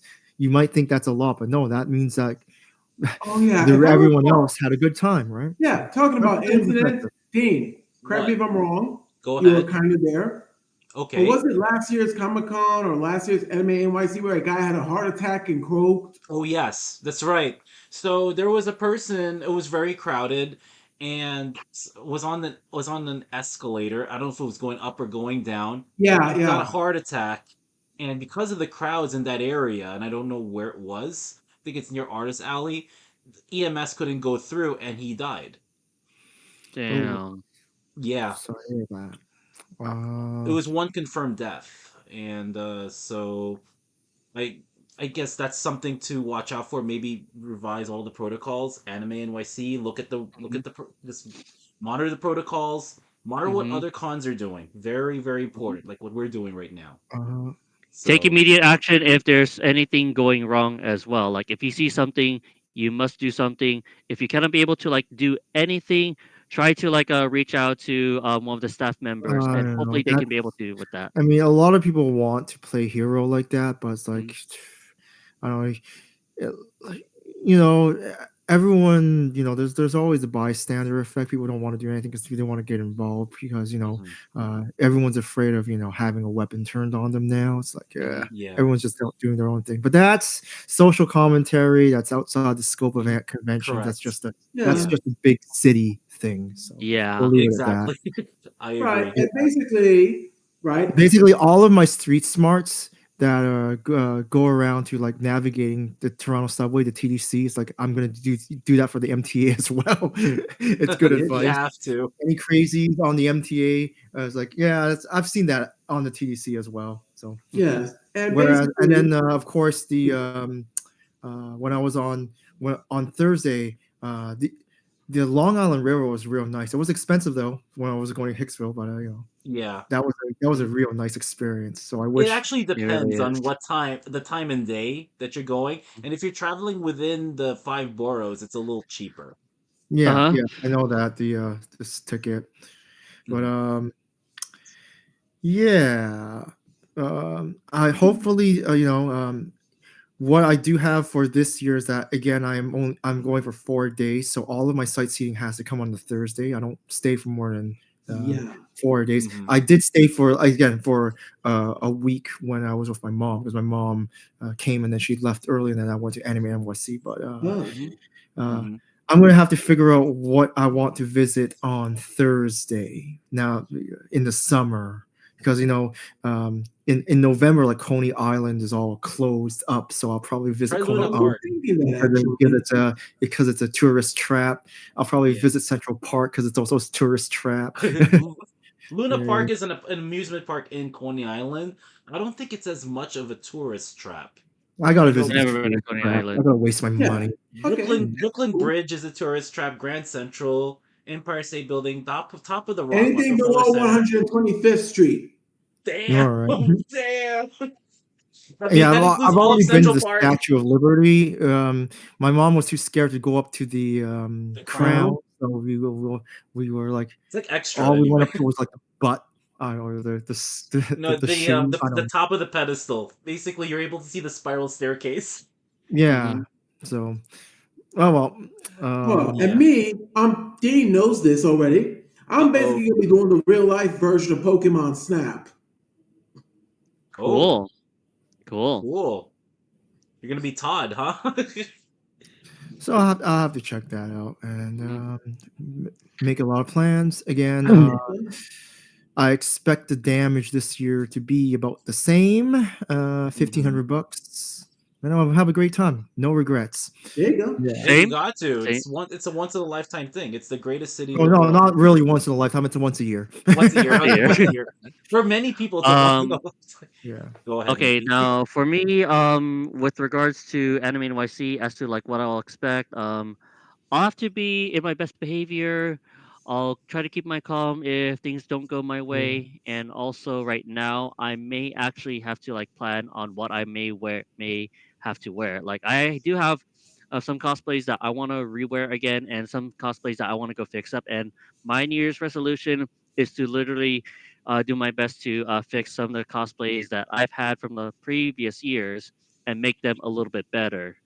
And I know for sure that I do have like some crazy cost plans that may require more of like a hefty budget. But then when it comes to like newer cosplays, I may have to like keep it on the low. So like I want to be able to like try to buy less cosplays and then just like focus more on the ones that I currently have and make them better, and hopefully like do something with it this year. And it's not just with Anime NYC, but for all the other conventions that I am planning to go to this year, and it is still work in progress as we move along throughout this entire year. So, There. any other Yeah. So discussion like, topics? Any yeah. that it's Well, about that's it. Anime Like, NYC or any I'm about pretty much done. cons? It's like Yeah. Yeah, I I think will we're kind apply. of good. I will try to submit Anime Speed Tune to Anime NYC this year. Maybe the Anime Year in Review panel because that's one panel that I love to do every year with You other should do it. co-panelists. It's a Anime Year. I have an Anime Year in Review panel where I cover 100 anime and devote 1 minute to each one because Mhm. I was getting tired of conventions actually not having any like proper anime panels that discuss anime over the past year because there's a lot of anime. It It Of is. requires a course. lot of work and effort, but Mhm. typically because I'm doing 3 conventions in 4 weeks, if I'm doing a panel at one convention, there'll be the same slides for the other conventions as well. Except Yep. for Anime Splatoon, because Anime Splatoon is a game show, it's got to be different for each convention, so that requires a lot of work. But Ooh, okay. we'll see what happens. Again, don't get your hopes up if Anime Splatoon does not make it into Anime NYC. Maybe they'll go in a different direction. But even if I don't get accepted, I'll still enjoy it as a fan because Mhm. there's a Correct. lot of material. Same here. And if I don't Yeah. get in, well, then I can enjoy it as a fan, and there's less stress for me because then I don't have to worry about carrying off About my the prep equipment and putting work on good and show. carrying all this stuff. 2021 was Yep. great though. Yeah. But Obviously, I'm just gonna have fun, a lot of fun, no matter what, and That's what you also, can do. And be mhm, safe too. yep, Doing also it. stay safe as well. Yeah, that's the quote. The always be healthy and safe as always. It always Mhm. ended like that. But on my end, I got accepted for panels actually for 2024. I will be doing two Good job. Excellent. panels. Good I will job. be doing. Thank you. I will be doing two panels for PuchiCon. It's a small con. My friend runs it, so Mhm. it's for con survival. So I'll talk about budgeting money, very important. Budgeting time, how to Uh-huh. plan, all of that. I'll since Mhm. I'm a pharmacist, I'll also talk about medications. I'll talk maybe I'm not going to talk too much about COVID and all that stuff, but Yep. hygiene's important. Using your deodorant's important. I always carry one in my bag. Mhm. And day two, it's going to be con safety and etiquette, which Mhm. I just started doing the outline, but I have information from con survival and mental health and bullying and the roofing that we did last month, Nikki. Mhm. I have the Yes, information I there which I remember that. will try to incorporate. So with con safety and etiquette, I'll talk, as I said, mental health, bullying, the roofing situation going on. Mhm. How to be in your best behavior, basically. Because I think Of because of course. COVID, probably I don't know how people forget to behave, especially with with people more people who've come to cons now, even because since Mhm. COVID, more people started coming to cons, and I think it's because a lot of times we're just in lockdowns, even though it's 3 4 years ago, we were in lockdowns and we were just doing all the TikToks and all that stuff. Mhm. So I also got accepted to Zenkai Con that's in Lancaster. Only one so far. It's a con safety and etiquette. Mhm. And that's all I got so far. I'm going to submit panels for Anime Boston. The deadline is on January 25th. All right, so I have to You submit it. got this. I got to submit this before maybe Okay, so now today. you're in a crunch. Yeah, I if I get rejected, I got rejected by Katsucon. If I get rejected by Katsucon, New York Comic Con, or Anime NYC, which I learned now, there's a 10% acceptance rate for Anime NYC, so I don't Mhm. feel alone. I'm just gonna keep applying, applying, applying, applying, applying. Mhm. All right, but a lot of it Exactly. for I my don't know the panels, exact acceptance rate. I'm just saying it seems like around that. I have Mhm. I The actually share the 10% same mark. feeling because Yeah. I always get rejected, but I just keep going. You just put one foot up in front of the other, keep going. And last year, I paneled at 11 different cons. I think at least three of the 11 I paneled twice. So I go a little crazy. I'll keep applying, but just as a life lesson, try not to bite more than you can swallow. Okay, because I had Mhm. some months where 3 or 4 weeks in a row I had cons and I was paneling at all Mhm. of them. But I was able to handle it. But I don't know if an average person would be able to handle it because Mhm. I've been a pharmacist. I had to go through all this good this quickly and all that, so I was able to Mhm. handle the schedule. But I will say that try not to overdo it yourself. One example I did was Yes. I decided not to panel for BlurredCon. BlurredCon is uh African American run con. It's Yeah. mostly catered to African Americans, but anyone Mhm. can come. So if you're a supporter of African Americans, you can come. I decided not to Mhm. panel for that con because just Mhm. so to get myself balanced and not to overdo it. Just to check on myself, say, hey, Mhm. you're overdoing it. Gotta be careful. Gotta take care of your health, your Mhm. physical and mental health. Watch out. All right. So I'm hoping to panel more, but at the same time try to also take care of myself more. Mhm. That being said, any other discussions, any topics, panels, audience, anything, Any questions, concerns? any We'll find out in comments? the comment section later, I'm sure. Will I have Um, Okay, Katnisis, are one of our mods. Will I have a panel at CPAC? I don't have I don't know yet. It's possible. All right, I've been paneling at CPAC 2 years in a row, so it's like I think it's 50-50. So I think there's a possibility. Ooh, okay. Yeah, I will share that once it comes up. All right, but so only when they allow me to, because there's some cons where they'll tell you you're accepted, but don't share in social media until I say so. That kind of thing. Ah, got you, got you. So that's how Just to it be is. so, I say 50-50, but this is just pie in the sky kind of thing because I'm just basing on the past times I've paneled. The past times I Mm-hmm. got accepted. Mm-hmm. Anything before we do our closing remarks and socials?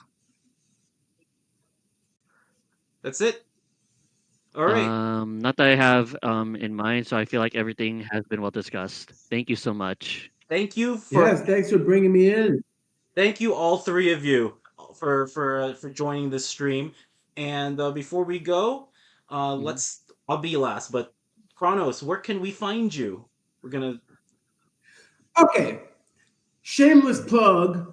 I'm doing yes. some bookings for my Pokemon Snap spiel Mm-hmm. and for AnimeNYC. So you can find my Instagram is instagram.com/Chronos. That's KRONOS 2501, right? Or you Yes. can find me on Facebook at facebook.com/Chronos 2501 photography. I know it's a mouthful, but those are my main socials. Mhm. And hope to see you soon. I'm gonna All type this right. down. Chronos 2501 two five Mhm. zero one, and then for Facebook, it's Chronos 2501 photography. Yes, KRONOS Yes. 2501 photography on my Don't worry, it'll be Facebook. on YouTube. It'll just show because you'll see the comments section when you see in the other screen. All right, Mickey, you're next. Alrighty. So Where can we find again, you? I formerly was DJ Nikism. Like, if you guys knew me as DJ Nikism, I rebranded to Delarana right over here on Instagram, X/Twitter, Twitch, and TikTok. Now, for the previous two, I am slow, but I'm more active on Instagram. So you could follow me at this handle over here, Delarana. And also, if you guys are going to Katsucon, I shall be there next month. So hope to see you guys there. I'm All also right. going to Oh, type on the chat box as well. all right, Gippy. Where can we find Yeah, you? you can just see me on the YouTube channel at Gippy Games. Go ahead and check out. I just recently uploaded the anime speech on AniRevo 2023, so check that out because that was a pretty good event. Yeah, Which Mhm. event? I'm sorry. AniRevo 2023 is my latest video. I Any got it uploaded Rebel about a week ago. 2023. Let me see if I type this Yeah, I right. got it uploaded a week ago, so that was pretty good. But Yeah. you're on so you're it's youtube.com/Gippy Games, so we can find all Yep. the videos there. Okay, great. And lastly Yeah. for All me, right. it's all there. That's me. I'm on Instagram. That's where you'll see me more often because I do my rail reports for New York City. I will also do a rail report for DC for Katsucon. I'll do a transit guide for cons for Katsucon as well. I do con reviews as well. Actually, Anime New Jersey, I did not do a con review. I was still working on it, but I'll do a Twitch version of it. I have a friend who's doing it, but I haven't gotten a word yet, which is okay. And I do the mental health stuff. I do pharmacy related stuff. I do a lot of things. And on YouTube, you'll see this video. Mhm. Twitter or X, which I won't call it X, it's Twitter. But anyway, Mhm. you'll whatever I post on Instagram usually goes there. TikTok, you'll see my shenanigans, which is also on Instagram. Twitch, if you're watching on Twitch, you'll find me here. I have a Mhm. schedule now. Facebook, it's more with the friends, and Discord, we can do DMs and all that. So Mhm. I hope everyone learned something. Whoever is watching, it's a great pleasure to to see all three of you. And thank you so much for sharing your input, your insight. I really appreciate it. And I hope to see all of you at Anime NYC 2024. Yep. All right. All Take right. care, All right, everyone. see you. Bye All bye. right. Peace Yeah. out. Peace Oh, out. and Have a good Peace. one. just to end this, as Dollar Runner Nikki says, it's very important to Stay stay healthy healthy and and safe safe. as always. Uh, See you, everyone. Peace Uh, out. Oh, Peace hold on out. a second. Yes, go ahead. You forgot that one closer. Oh, that one Okay. closer. Yes. Okay, Yes. We got a cat. Okay, Katniss was his. Y en las palabras de Doctora Maria Polo, he dicho. Ready? We're gonna hit the hammer. 3, Three, 2, 1. 2, 1. Boom! Transmisión cerrada. Yes. Alrighty. Peace out. All right. See you.